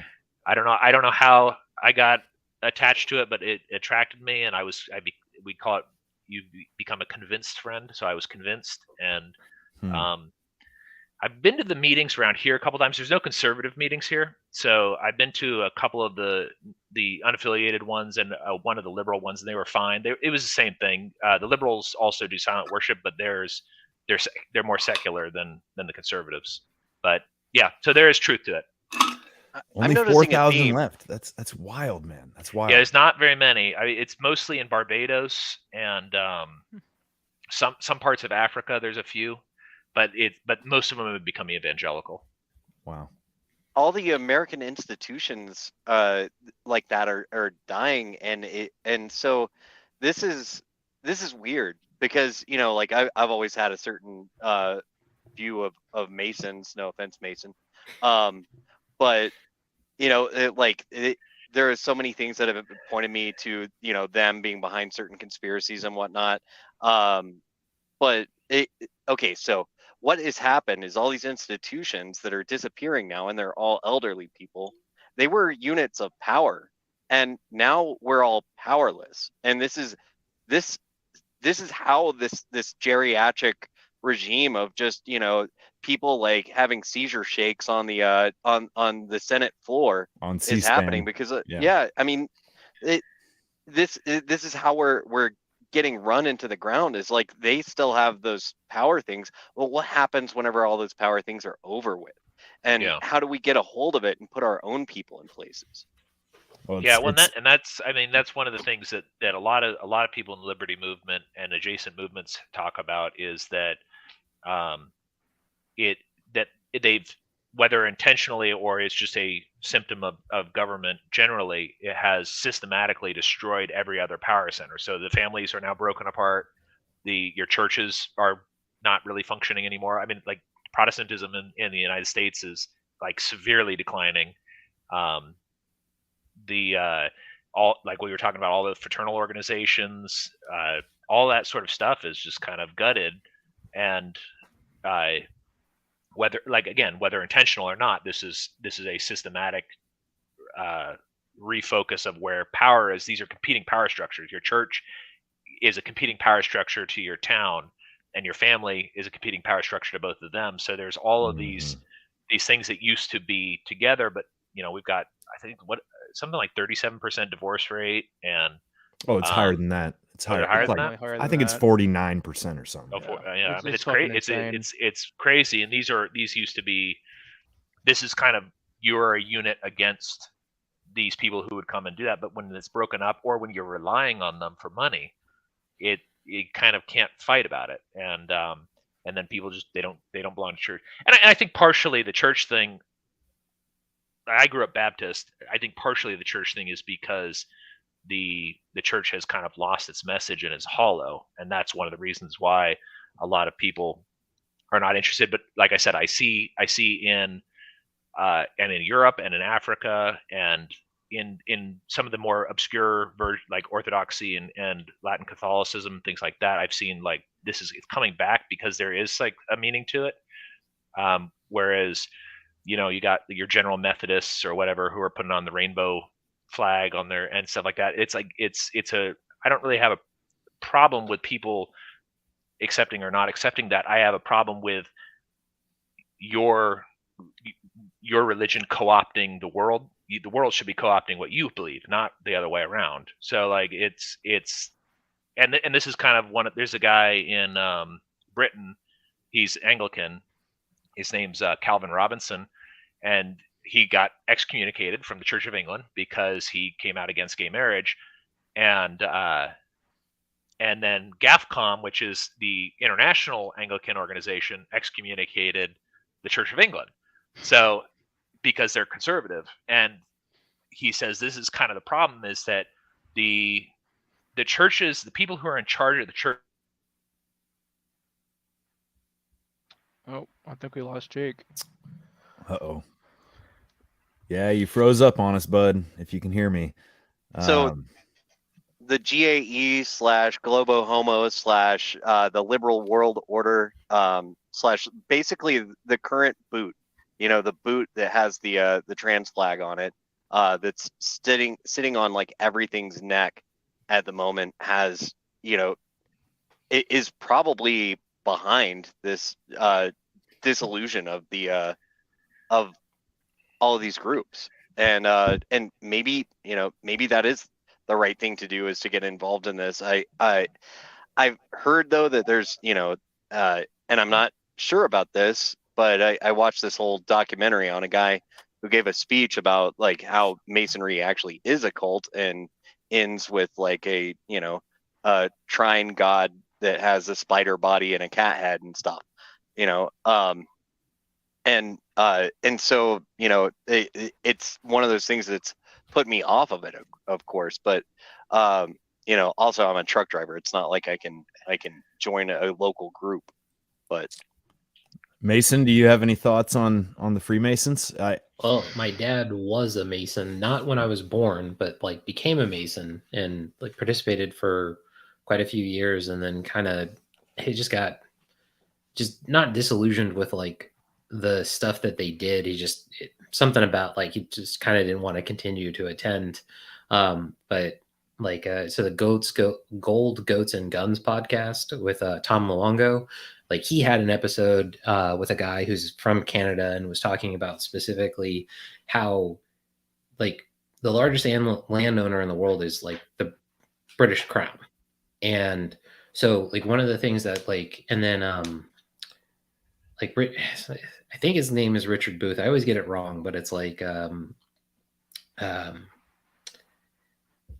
it, Pete Canonis talks about him a lot, but like basically like the New World Order guys, like the Freemasons, a lot of them like talk up. So it's like, hey, like we get together as the Freemasons, but like the princes and things like that who were behind them funded their organizations, and like the Rothschilds, and so it's like a step up. So like there's a group of people who like go, oh, like I really like doing X thing, so then they step down into that lower organization and spread those ideas, and then report kind of back up the chain. So it's like each one of these is kind of like more like here's these 7 dots, and then there's a circular organization that has this thing. So it's like people are always like, oh, it's like the New World Order. It's like, yeah, they're probably on the way out, like Davos and like those guys. Like those guys are clearly kind of on the way out. But like the question is like, okay, so if they're on their way out, like, well, what's going on in like China? What's going on in like Russia? Like where, despite like Jacob was the guy's name that we were listening to for a while, but like a lot of his stuff, it's not that it's wrong, but it's kind of I'm pretty sure he's a CIA guy, but his name's it's a complicated name. Yeah, it'll come to me. He wrote the book "The End of the World Is Just the Beginning." Yeah, he was on Rogan recently, but like a lot of the stuff he's talking about is demographically true. Like China is like facing a massive population. Peter Zion. Yeah, Peter Zion. So it's like he's very interesting, but I do think especially his coverage of the war in Ukraine. I'm pretty sure he's a CIA plant. Yeah. So like, but there is like this kind of known thing of like this massive population drop that's going to happen in like these countries that are currently ascendant.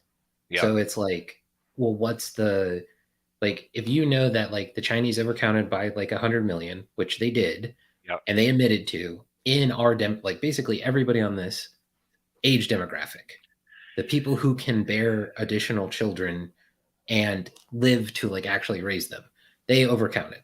The Russians are pretty low on population. Even if they didn't lose, like let's say they lost 10,000 guys, 10,000 of your best fighting men, the Ukrainians, who the fuck knows? So like all of a sudden, like basically, like a very strong white population just wipes itself out. Another very strong white population is doing the wipeout. The Chinese are basically have killed themselves. And then like the US is like, I mean, they like showed like all these kind of border, like all these like border disputes. And then it's like, hey, or not border disputes, but like all these guys crossing the border, it's like no women are coming with them. Yeah. And it's not like, so it's like what are they coming for? Like, who knows, like specifically. So. Well, and that's also I mean, this is, I think there's actually a book about it called The Strange Death of Europe. And it's, it's basically is demographic. Is you've got all of these, and a lot of it's caused by the wars, but you've got all of these young men coming up from the Middle East and coming into Europe, and they're not, there's too many to be integrated. Like I was watching a thing about it, like Sweden has an issue where as a percentage of the population, there are more people not born in Sweden living in Sweden now than the United States has ever had. And we're a very immigrant heavy country. And so they're saying like the issue is that these are people who are not being integrated into Swedish society. They don't speak the language. They're not learning the language. They don't need to because they have their own communities. And then the people that are Swedes are not having kids. So like just over time, they're just not going to be there anymore. And that's sort of the same thing with the former Soviet states. They have over and over and over again decimated their young population, and then they also don't have kids. And same thing with the United States. If it wasn't for immigration, we would have a pretty big population issue as well. I think the only country in Europe that has like neutral population growth is Hungary, and they're very religious, and their government incentivizes having kids. So it's pretty much all of the current powers are sort of on their way out, and even the ones that everybody is always like afraid of, like China, where I'm sure that there is some threat to that, because I think they probably know what's going on, and they always, what they say about wounded animals, they know that their one-child policy and the Cultural Revolution basically destroyed their chances of having a stable population. But I think what you said in the chat here is true. Is I think it ends up being India or some African countries that are going to end up taking up that. So this is like what Gold, Cloaks, and Guns was pointing out, was like the fact that like if you look at like the leavings of the British Empire, they always leave like. So what did they do to destabilize the Middle East? They fought heavily for Israel. What did they do to destabilize India? They created Pakistan. Yeah. What did they do to destabilize China?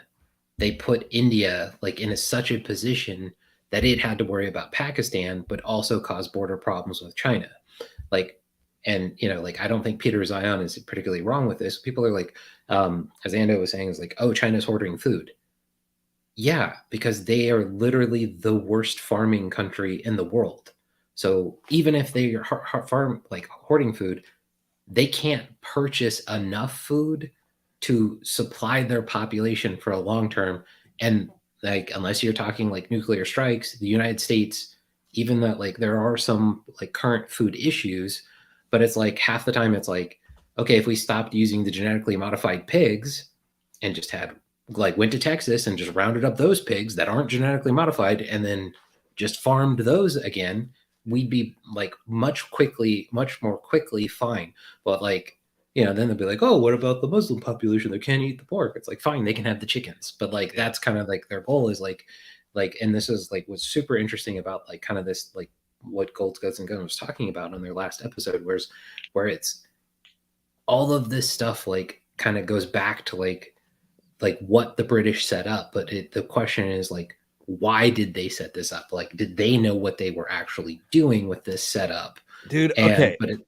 I that's it though. That's it. Like, I don't think they did know what they were doing. This is just people doing dumb shit. This is I'm kind of on the same page. The more and more I find out about this stuff, I don't think that there's like a sinister. I think there are like sinister people behind the scenes, but I don't think they're all powerful like that. I think this is just the nature of things. Like, as you concentrate power, you get this type of thing. Well, Jacob, as you know, like I always say, like we don't live in extraordinary times. It's just this is what's always been happening.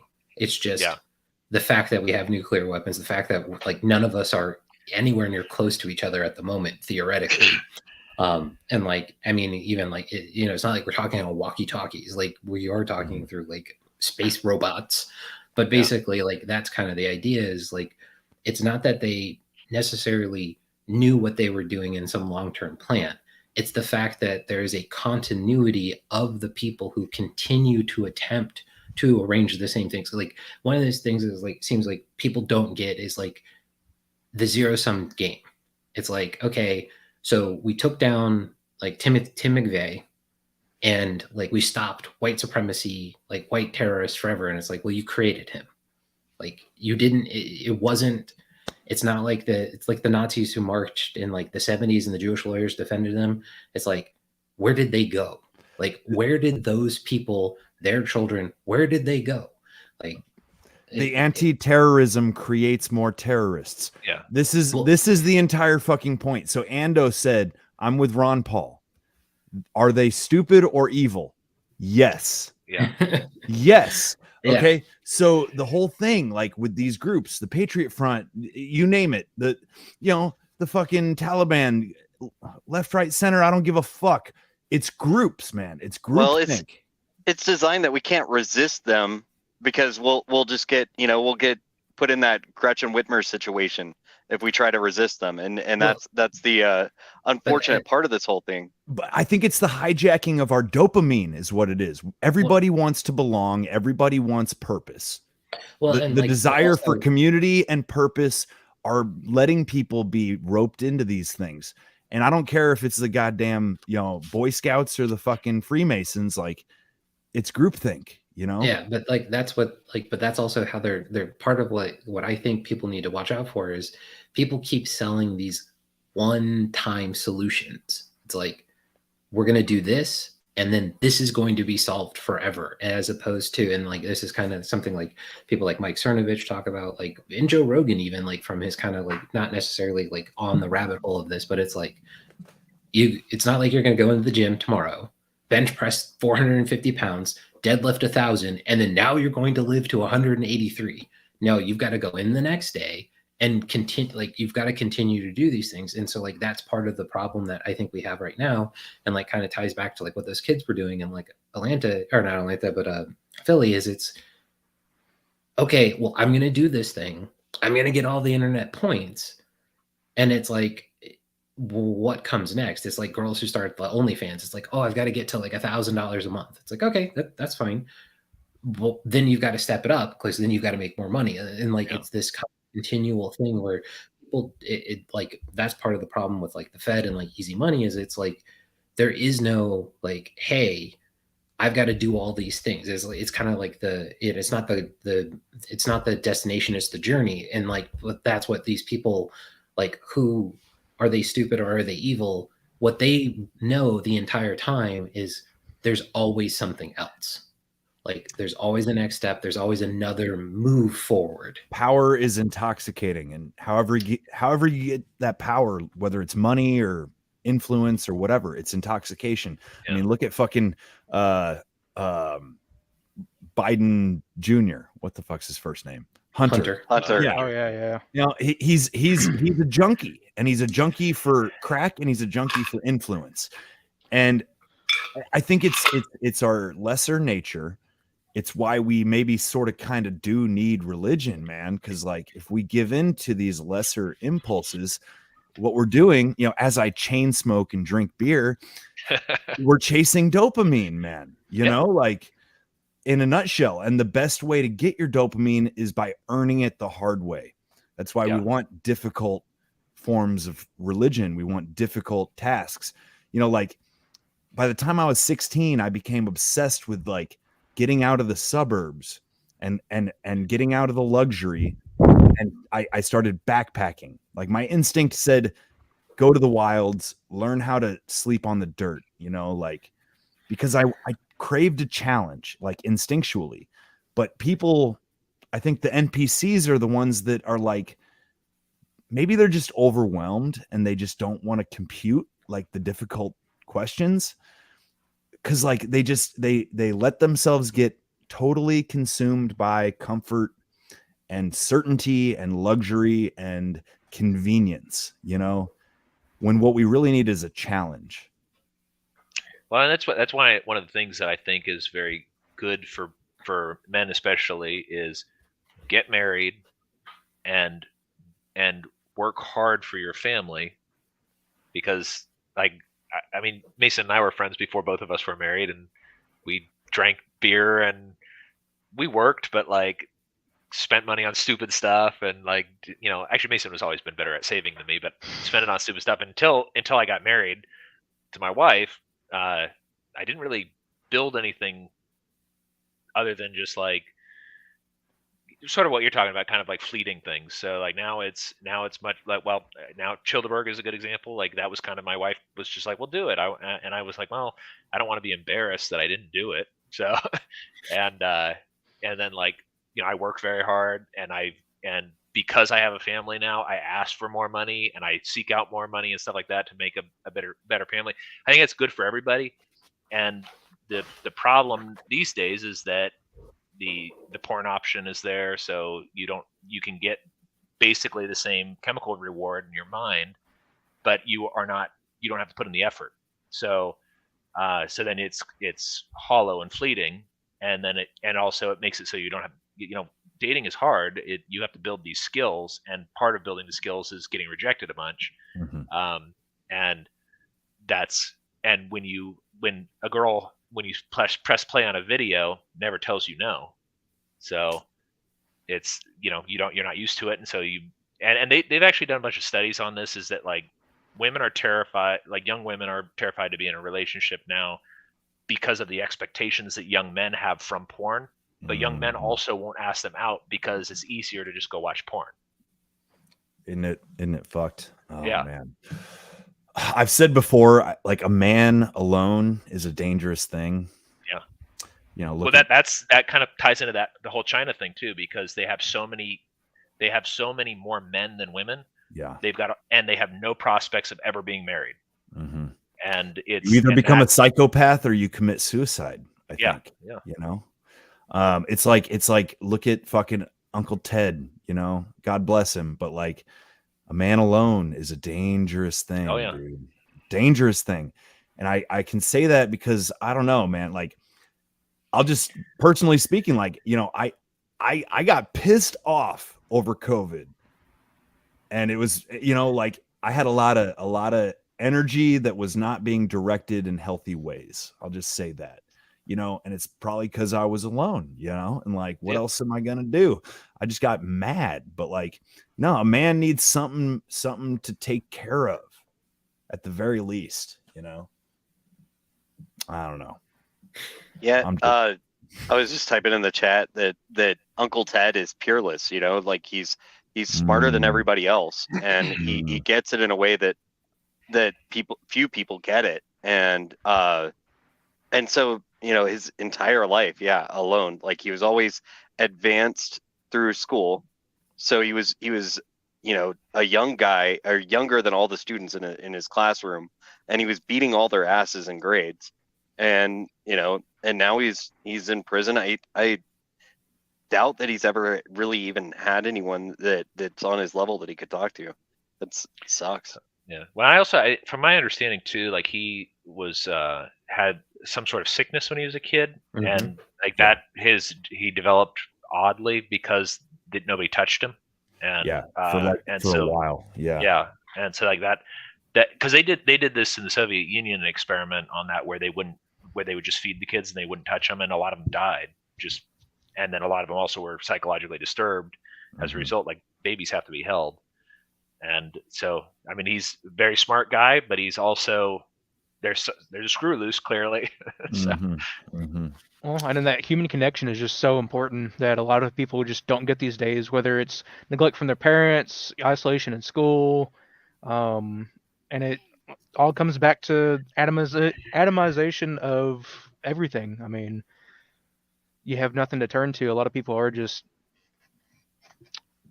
disillusioned. I mean, hence the appeal of cults, man. Like that's the whole point. You know, like, okay, so check this shit out real quick. I gotta go, guys. I gotta bounce. Hey, no worries, man. Yeah, okay. I've got to go in just a minute, but I'll finish this next segment with you guys. Yeah. All right. Peace. Hey, good talking, man. Peace. All right, this is just like a funny little supercut, I guess we'll call it. Up against the poison of white supremacy, as I did my inaugural address, to single out as the most dangerous terrorist threat to our homeland is white supremacy.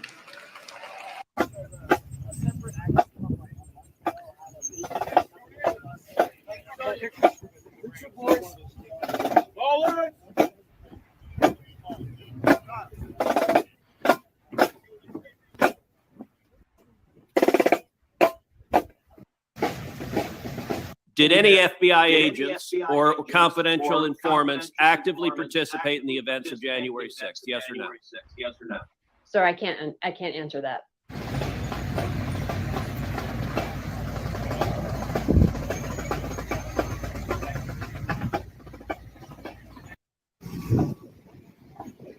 By success.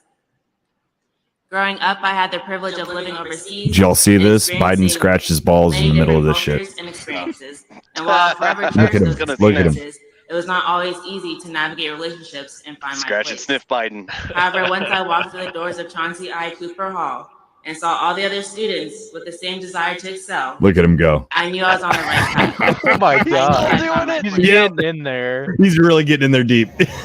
Okay, so I jumped ahead because this is not a very well clipped thing, but this is interesting here. I'll pause it for a second, but I picked this one out particularly because this shit just happened, okay, like yesterday, and everybody's saying feds. Yeah, I can see why they look so goofy. Like, and I'm inclined to like think there's something there because yeah, what's about to happen right here is very, very strange.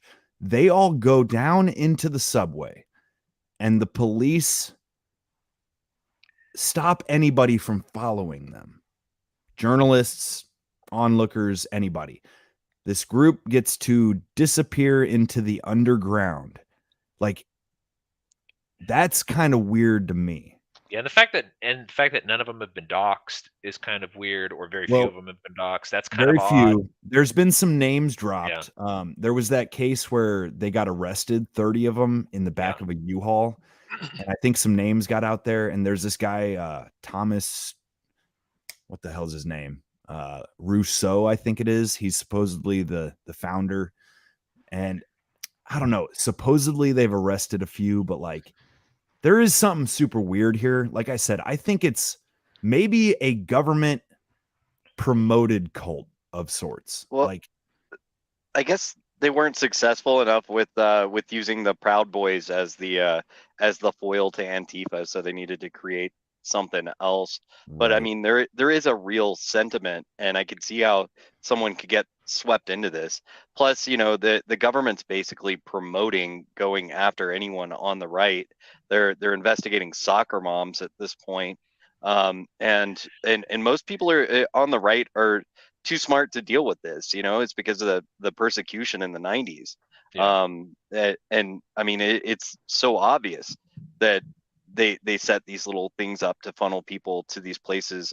I'm gonna look up while you play the rest of this video, but I want to see what the most current news in the Eamon Bundy situation is, and unless one of you guys knows.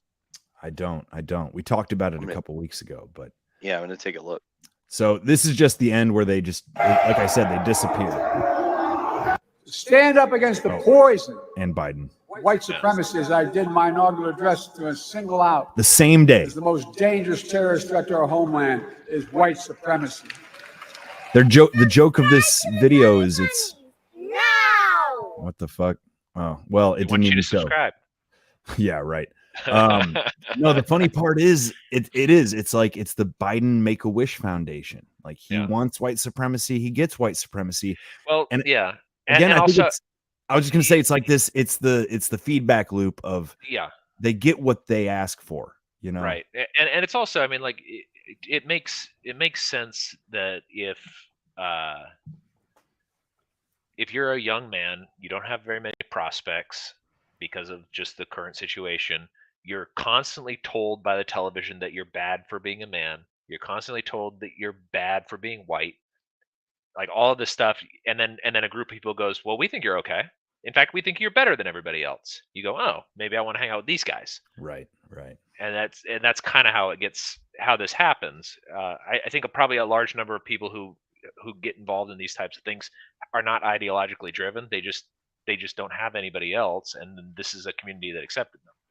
And Well, we and get this stuff it actually in the in. liberty movement a lot too, is where like people are not really libertarian or they don't really care, but libertarians are pretty accepting, and so that they've kind of globbed onto a community that of people who are nice people. Yeah. Yeah, I had something and then I lost it. I feel like all three of us went to talk and then it was like, whoop, nope. But Jake, dude, I know you said you got a split, man. I really appreciate you being here. Yeah, absolutely. Yeah, looking forward to seeing you in person. Yeah, a couple weeks. So if Yeah. anybody wants to come out, Chillderburg.com, 26th through 29th at Rebecca Creek Campground. All right, Ando, I don't know how, but I got you twice. Look at that. All right, take it easy, everybody. All right, we'll see you, Jake. ya. Have a good one, man. Oh. Yeah, Ando's having technical difficulties here. Yeah, I'm here. Can you hear me? Yep. Yeah, there's two of you. Okay. Oh, there you go. Yeah. Yeah. My twin is gone. So apparently they're going after Eamon for creating shell corporations to hide his money, and that he's made all this money being a quote right-wing extremist. And I mean, so far it's just lawfare at this point, it looks like. Well, it has been for 25 years between. Yeah. Well, I mean, the it got Bundys. kind of hot, and I mean, the police skedaddled on the what was the other name? His father's name? Cliven. Yeah. So it got kind of hot, and they departed. They stopped going after him because it wasn't worth it. So, I mean, that's somebody, taking a stand and drawing a line and not letting them cross it. It's kind of a beautiful thing, really. But yeah, it's that's the current news on that. I'm wondering though, so I mentioned it in your truck the other day that that they were going after investigating moms. I've heard that they're investigating the Catholic Church, or actually just trad cats. They're investigating individual trad cats and saying that they have potential for domestic terrorism. Now this is a thing. Like it's this department, and this is what they're trying to purge. They're trying to purge religion, and really any kind of right-wing consolidation of power. And I'm pretty sus of this group. I understand why everybody's saying Fed, just because most of us know that doing something like this is not allowed at this point. Well, yeah, and they're just their whole aesthetic and their whole MO is just kind of different. But to me, they reek of full-blown fascists, like, and with a little bit of like a little bit of prodding. Like, I think they kind of are who they say they are, but they've been maybe encouraged. That's my take. Well, I mean, there's a level of made to be more of a boogeyman than they actually are as well. True, I mean, true. There's all that probably news coverage of them. There's probably only a couple hundred of these fuckers. Like, yeah, we've like probably one seen every single one of them. Dude, one of the articles I saw, it was like 150 to 200 in this group, and I rewinded the video and I counted as best I could, maybe 110. So they're exaggerating just enough to get away with it. And I also heard they deaths. They over exaggerated those as well. Why wouldn't they over exaggerate the white supremacist problem? Yeah. I guarantee you though that if like the group of us together at Chillderburg decided that we wanted to make some sort of demonstration, that the media would be calling us white supremacists in seconds and demonizing us as much as they possibly can. That's just how the system works at this point. They're looking for a boogeyman, and I'm one of those people that thinks everything's an op. So. But there's also real people swept up into the op all the time. Well, like this is Jake why was I'm talking about, just looking for a place to fit in, and people get swept up in that kind of shit. This is why I'm thinking like we have to be wary of groups of all kinds, man. Just anytime, like, it wouldn't shock me to find out that like the WTF forum gets labeled X, Y, or Z, right? Group. Yeah. And we're not a group. No. We're not a group. We're a collective of just individuals that have conversations. But like, I mean, I guess where do you draw the line? What is a group? We have no governing body. We have no, I don't know. Well, we have no like ideologies to stick to. We're just people talking is all it is. Yeah, but I think we're wising up, like in the quote unquote liberty movement, the emphasis being on decentralization 100% is wise, man. And we have to stick to that, because as soon as we get wrapped up in a group, we become vulnerable. Oh, we targeted as well. Targeted. Yeah. Yeah. Here's another thing that we are as a group. Individually, we're all podcasters.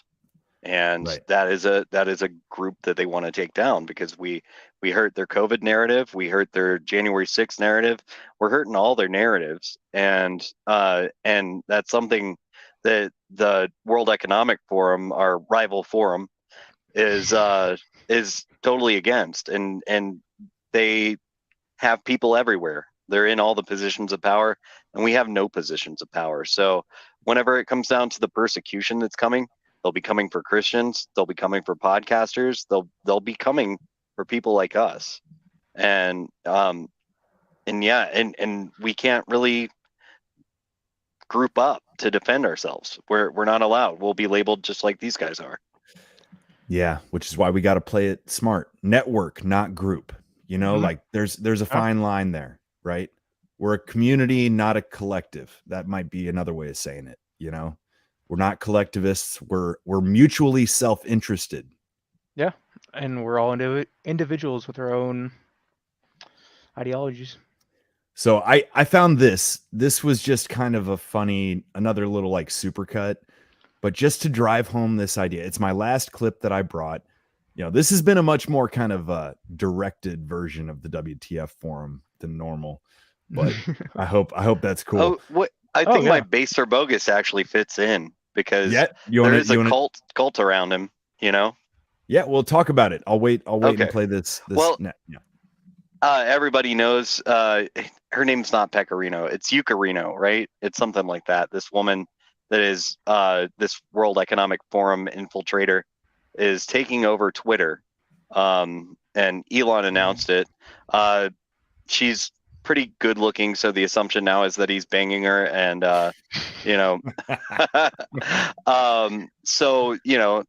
as somebody said in the comments, I can't remember your name, I'm sorry, but he said we'll know in about 9 months, because Elon's got illegitimate kids running around all over the place. My verdict on Elon is that he's bogus, and he plays to base just enough to keep people from saying that he's bogus in droves. But this is a guy that wants you guys to take a brain chip. This is a guy whose entire living is made off of taxpayer dollars in the realm of DARPA funding. And DARPA is the same people that made those things that made people feel bad in the last couple of years, if you know what I mean. So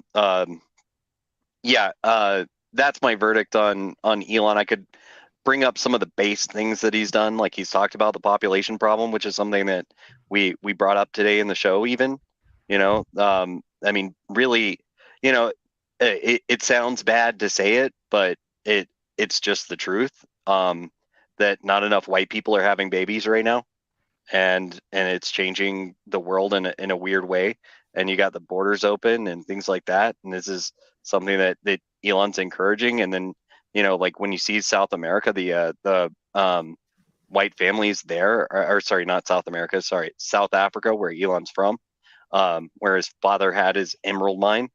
They're building their own infrastructure to get away from the destruction of the government there. They have to build their own water treatment plants and things like that, and their own power. Things are going really weird over there.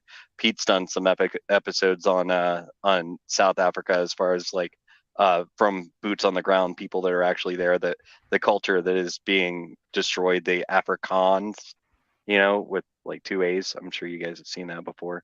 I don't know a whole ton about it, but I know enough to say that these people are resisting this. They're Based was buying Twitter just in general, and that's really part of the solution really is to take in institutions that are censoring us and things like that, and have better people buy them. But now it's being taken away. I just got word though that Tucker's going to be doing segments on Twitter. But the word I heard is that he doesn't have any sort of contract with them. And that's a good thing, because this woman is definitely going to censor him. Yeah, there's no telling what the future of Twitter is with her in the lead. Seems like a weird play, man. Like you probably saw this, Voodoo, the Pepe the Frog meme that Elon shared. Like, oh yeah, today or yesterday. Yeah, I think it was yesterday.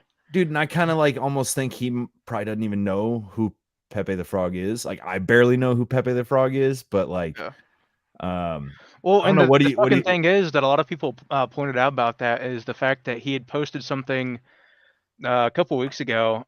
I think it was a year ago. A year ago, calling for like stricter controls on who can buy an AR, right? And it's just all virtue signaling in his own way of he wants our people that are thinking that we are where Second Amendment is uninfringible and that it's our last defense. You think he's just picking the winning team as he perceives it? Yeah. He's playing a culture war just as much as everyone else is. Yeah. I think Ando froze up on us again. Believe so. Yeah. It looks like that Elon quote is from May 22nd, 22. So yeah, almost exactly a year ago. Let me read it real quick. Yeah. It is. I don't remember what the exact wording is. Assault rifles should at minimum require a special permit where the recipient is extremely well vetted, in my opinion. To be more precise, I mean any semi-automatic gun with supersonic ammo and a large magazine. A lot of people push back on him on this, because my response it's a lame take. Elon. Yeah. You're not going to put a chip in my brain. Yeah, the only people that love him are really bugmen, and they seem to think that he's going to be some sort of hero. We're never going to Mars. Let me that and the fucking put that out there as well. I think they want never him. Ever are we going to Mars? They want him to be John Galt, but he's not. He's not John Galt. You know what I mean? Right. And I guess the world sorely needs a John Galt, but it's definitely not him. And yeah, fuck Elon and fuck Twitter and fuck Linda Pecorino or whatever her name is. What is it? Eucarino? Yeah. If we're in a fuck you kind of mood, it's probably a good time for my final clip. You're going to like this. It's just a supercut, and it's just to remind us about, once again, starting off with the best Joker, Heath Ledger. Yeah. Well, I think this drives home the point about like cult mentality, groupthink, like how everybody darn near, not everybody, not us, but a lot of folks got swept up into the cult. These civilized people, they'll eat each other. You are the unvaccinated. You are the problem. It is the unvaccinated who are the problem, period, end of story. The only people that you can blame, this isn't shaming, this is the truth. Maybe they should be shamed, are the unvaccinated. It's time to start blaming the unvaccinated folks, not the regular folks. Anyone you came into contact with will blame you. as will the rest of us who have done the right thing by getting vaccinated. Because frankly, we know that we can't trust the unvaccinated. I think it's time to get our moral house in order, Anderson. It's the unvaccinated who are the threat. All of us vaccinated folks are going to start wearing masks to protect the unvaccinated folks. It's called a Christian value. You're basically punishing the vaccinated for the sins of the unvaccinated. People are not behaving honorably. The unvaccinated are basically saying, well, it's open season for me. I can do whatever I want as well. I almost forgot about that bitch. Basically beating their breasts, running around the Lena country Wynn, saying, we don't care, we're living free, and so forth. Yeah, Lena Wynn. Lena Wynn, yeah, she was at the Boston Marathon bombing. She was the doctor on the scene for that. And Really? she ran Planned Parenthood for years. So I knew that. She really loves killing babies, especially those of darker complexions, because that's what Planned Parenthood does. Now, Lena Wynn is World Economic Forum. Her resume is just a bunch of every single thing on it is a sinister organization. Really quick on this, while we're talking about it, and I'll try to be careful because I know that you're putting this on YouTube, and I've already gotten in trouble on YouTube, and I'm in the quote penalty box, which is just lame. but yeah, the things that they put into their body over the last couple of years are going to destroy their immune system. And what is true about all of this is that them coming around us who have healthy immune systems will make them sick because their immune system is working against them. And that's how they're going to institute these 15-minute cities in the future. They're going to be places where guys like us cannot go. And there's stuff that they put into those things that if you use the right kind of scanner, you can tell if somebody has enjoyed that, accepted that into their lives, as Adam Curry puts it, they accepted it into their lives, and you can tell whenever you scan them. So we will not be able to just get around this thing. And this is why the creeping technocracy around everything and, the digital ID, the CBDC, every single thing is rolling into this concentration camp that is the major cities. It's funny. I wasn't looking at the comments, but apparently we got some. Did y'all notice this? No. We got called Sigma, which I'm not even sure what that exactly means. It's another Zoomer term, Sigma male. I don't know. It's beyond alpha, I believe. I don't know who this person is, bro, but I did not even notice the Twitch comments. And then we had somebody say, "Damn, women are right. Men are horrible listeners. When the fuck y'all gonna reply to us?" This was like viewers. yeah, this was like a half hour ago, bro. Yeah, we're terrible. We're terrible. Well, if you're still here, we're seeing now. Yeah, who are you people? Who are you?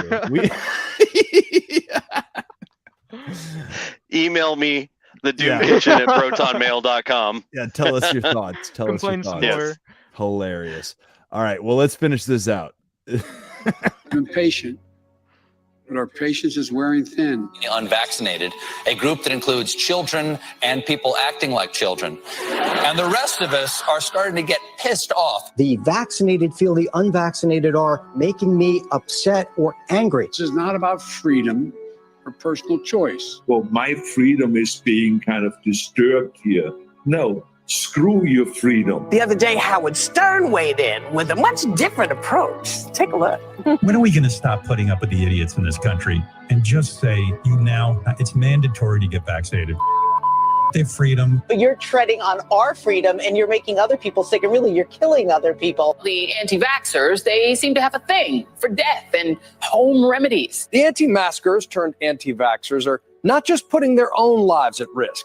If that was the issue, we could just say that we can watch them compete to win place or show in the Darwin Awards. We have to start doing things for the greater good of society. and not for idiots who think that they can do their own research. And don't get me started on the lunatics who won't take any of the COVID vaccines. Life is too short to be an ass. Life is way too short to be ignorant of the promise of something that is helping people worldwide. Maybe you're doing it because you're disconnected or disorganized. Maybe you have some sympathetic psychological reasons. But maybe you're just being antisocial. Oh, you can't shame them. You can't call them stupid. You can't call them silly.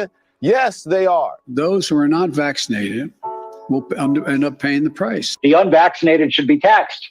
They should pay more for health care. We need to start looking at the choice to remain unvaccinated the same as we look at driving while intoxicated. We're going to see, and I've said, almost two types of America. Dr. Fauci said that if hospitals get any more overcrowded, they're going to have to make some very tough choices about who gets an ICU bed. And that choice doesn't seem.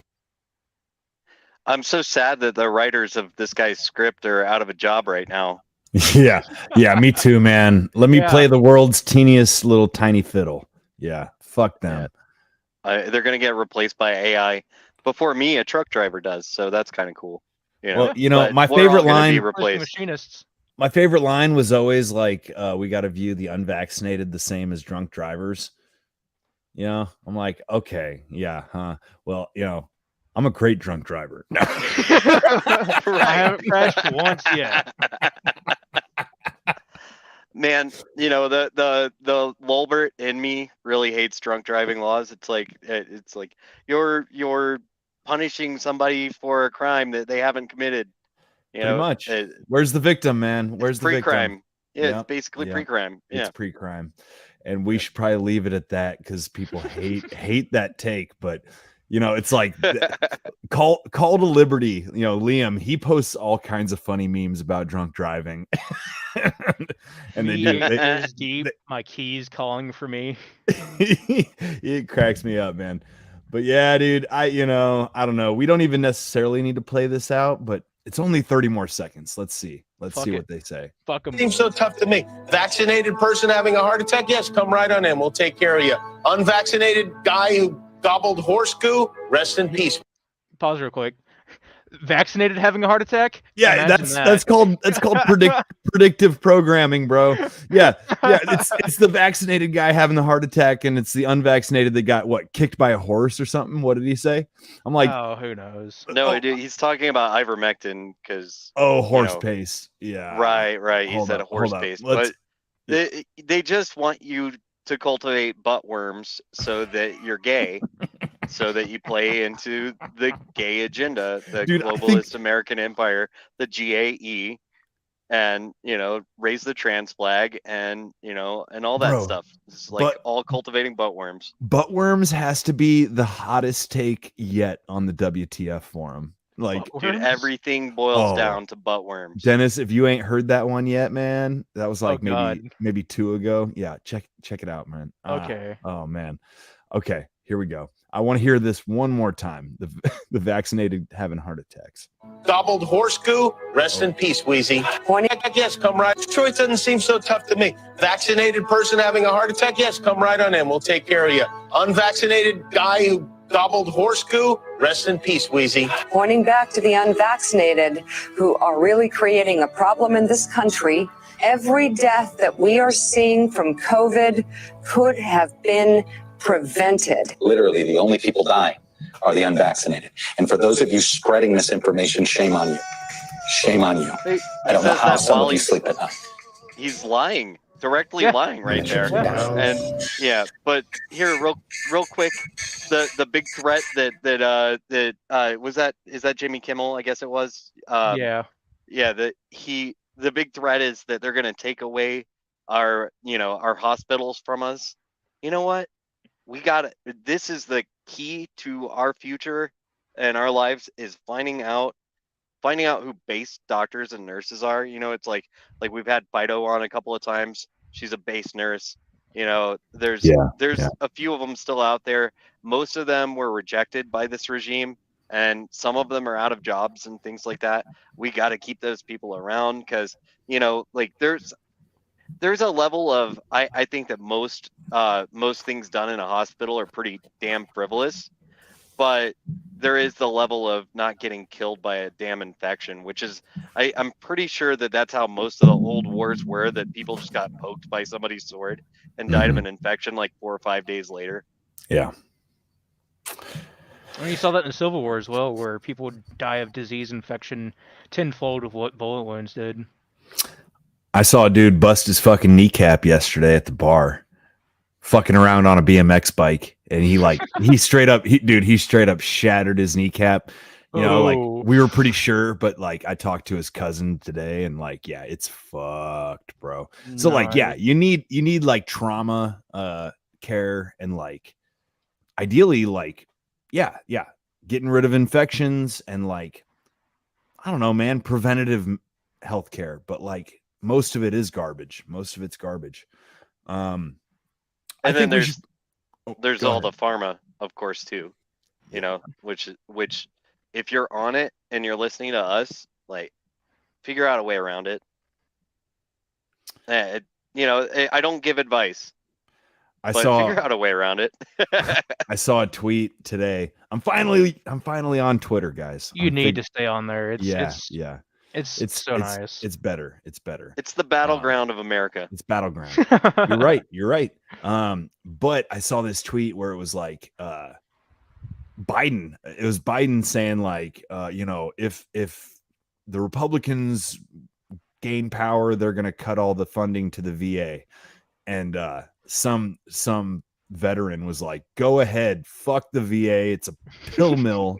You know, like, yeah, just called it out. Like, it's just a pill mill. Like, they're just shills for fucking big pharma, you know. You know, I think I was gonna say I found one more clip I want to play, but it's probably like the kind of like end of show clip. So back on that, so before you shoot us to the end of the show. It's a pill mill. And we were talking about insurance earlier and how these organizations used to be people's insurance and things like that. Mm-hmm. Well, all this Troon stuff started with insurance, and basically they said that this was a life or death issue, and this is the reason why insurance is covering these surgeries and hormone replacement therapies and stuff like that, is because somebody was able to make the claim that these people would die without it. It's obvious they won't. You know, it's like, you're gonna live if you don't cut your tits off, I promise. Well, I mean, they're gonna kill themselves either way, so. Right, and then they become a pharma customer for life. They drive up insurance. I think that really, you know, somebody that's going for such a radical surgery or something like that should not be covered for insurance whatsoever, because it's a cosmetic thing. Why would you cover it's like plastic surgery? Right. Like if some chick has no boobs and she wants boobs, should insurance pay for that? No, absolutely not. Mm-hmm. You know, but now maybe there's going to be like affirming care or some shit like that. You know, like people are going to just come in and be like, I want to be taller. I need a bigger wiener. And whatever, you know, you could get one from the donation bucket. A bunch of people cut off their wieners earlier today, you know, so. I'll just grab this summage on to you. Oh, well put, bro. Well put. Oh my God. The donation container. Jesus. That's fucking rich. Biohazard. Okay, I'm gonna play it, and we can share any. You know, I'm not trying to rush the end, but this is such a good time to play this because I wish this man was still alive. Yep. People are fucking nuts. This country is full of nitwits and assholes. You ever notice that? Oh my goodness, yes. Oh my goodness, right. Yeah. Nitwits, assholes, fuck-ups, scumbags, jerk-offs, and dipshits. And they all vote. They all vote, yeah. In fact, sometimes you get the impression they're the only ones who vote. You can usually tell who's been doing the voting by looking at the fucking election returns. Man, it sure ain't me out there wasting my time with a meaningless activity like that. You know those people on the Jerry Springer show? Those are the average Americans. Oh, yeah, believe me, below average can't get on the show. Can't get on. Below average are sitting home watching that shit on TV, getting ready to go out and vote, filling out their sample ballot. People are fucking dumb. You can say what you want about this country, and I love this place. I love the freedoms we used to have. I love it. I love that. Based or bogus? Fucking Carlin's based. Dude, he was so far ahead of his time. Oh my God. There's one thing that Carlin did that bothered me, and he blamed everything on white middle class bankers. First of all, there's no bankers that are middle class. That's fair.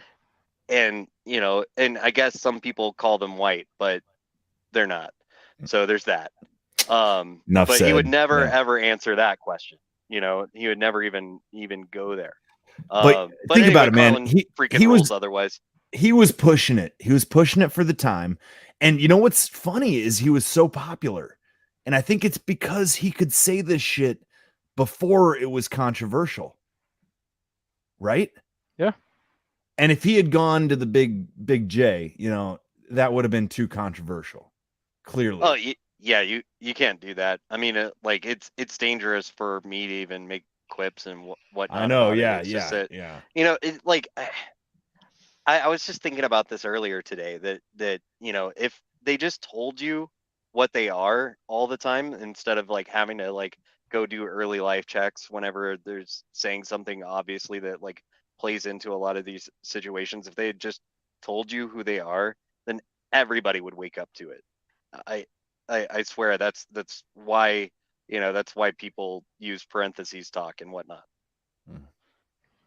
I mean, I don't even like the subject because it feels too hot, It is. Sorry. Yeah, it's all good, man. But it is, I don't know, it's something to think about. And we're not talking the entire culture. We're talking about a group of powerful people, people, They're not all in on it. It's pretty obvious that that's true, but it's whenever you see a name of somebody making trouble, it's almost every single time. Speaking of centralized power, there seems to be a disproportionate amount of power somewhere along the fucking, what do you call it? The Arabian Peninsula there, or what landmass is the big eye? The big eye in, yeah. I mean, it's whatever. Okay. A little piece of land seems to have a whole lot of power. I don't understand it because they don't really have any resources, as far as I can tell. Where are their resources? Old family bloodlines. Mm-hmm. Well, maybe we'll let George talk just a minute more. I'm not gonna play this whole thing. Let's do plugs and then let George close this out. Maybe. Okay. All right. Yeah. Go ahead. All right. Ando, the Doom Kitchen, Burn Babylon Burn. Find me on Twitter at the Doom Kitchen, Proton Mail, the Doom Kitchen at Proton Mail. Yeah, you can find me all those places. Liberty Links, Doom Kitchen. At Voodoo Boomstick on Twitter. Follow AKs and Assholes podcast. We like to shit post, have a good time. We have occasional serious talk like gear, and a little bit of anarchism, just because when we're all anarchists. And then that's about it. Right on. Mike the Polymath, Easy Peasy Podcast, Hey Duke 2029. Go to easypeasy.ittybitty.tips if you want to figure any of that out. Good episode, y'all. I feel good about it. I will say, read Hey Duke 2029. It's a good read. I've read it. Yeah, you're one of the few, man. The few and the proud. Oh yeah. I'll finally get my mail later this week. Yeah, and there's your book and Laura's book. Sick. I'm super stoked on. Yeah. Yeah. I still need to read Aunt Laura's book. I've got it sitting on my coffee table here, but let's see what George has to say, and then we'll have our little outro music. But I feel like just another 30 seconds or so. Yeah. I love it when it didn't take a fucking catastrophe to get us to care for one another. I love the fact that we're on camera all the time from all angles. But you know what? You can say what you want about America. And I say I love this place. I wouldn't have it any other way. Wouldn't live it any other time in history in any other place. But say what you want about America. Land of the free, home of the brave. We got some dumbass motherfuckers floating around this country. Dumbass motherfuckers. You know? Yeah. Now, obviously, that doesn't include this audience. I understand that. You seem intelligent and perceptive, but the rest of them, holy jumping fucking shitballs. Dumber than a second coat of paint. And this ain't just ranting and raving. This ain't just blowing off steam. I got a little evidence to support my claim. It just seems to me that only a really low IQ population could have taken this beautiful continent, this magnificent American landscape that we inherited. Well, actually, we stole it from the Mexicans and the Indians, but hey, it was nice when we stole it. It looked pretty good. It was pristine. Paradise. Have you seen it lately? Have you taken a good look at it lately? It's fucking embarrassing. Only a nation of unenlightened half-wits could have taken this beautiful place and turned it into what it is today, a shopping mall. A big fucking shopping mall. You know that? Oh, Carl and Uncle Ted posting now. Dude, I think you got a point there. They were kind of kindred souls in a way. I think Carlin was a bit of a doomer. Now that I'm listening to him, like he made a lot of great points, but he was a bit of a doomer. Like he kind of hated America, even though there's a lot of good shit about America. Like I hope that this show is never misconstrued as like bashing our, let's say, nation. Like fuck our government, but I'm all about like tribe and clan and nation, you know? Like without that, we got a whole lot of nothing. People mistake nation for government, and it's two very different things. I can love my country but hate the government. You almost have to. If you love your government, you almost have to, hate your government. At this point, like, goddamn. Hey, you said that wrong. You said if you love your government, did I say it backwards? Yeah. It's if getting you love late. your people, if you love your nation, you gotta hate the government. And Yeah. You know what I meant. Yeah, this is super oppressive, and one day we should explore more into that thing that we were talking about earlier with the military. People are not signing up, and and it's mostly they're trying to make it woke. I mean, they're advertising a tranny to join the Navy. It's like, hey, come cuddle with me while you're out at sea. I'm your neighborhood tranny. As if Let's the get on the Navy, Navy boat. as if the Navy wasn't already gay enough. Yeah. Exactly. My favorite joke is gayer than a Greek Navy.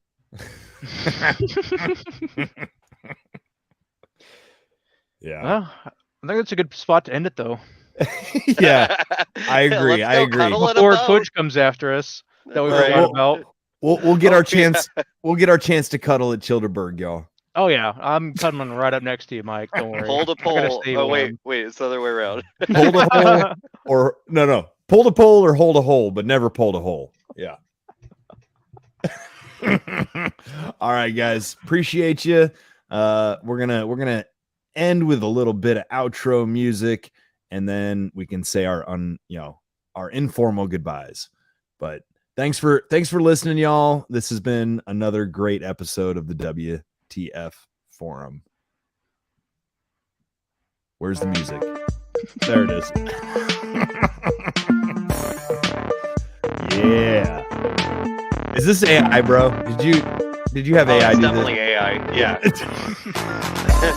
But it's cool. The fuck, what? The fuck, what? See? Yeah. All right. Peace out, y'all. Have a good one.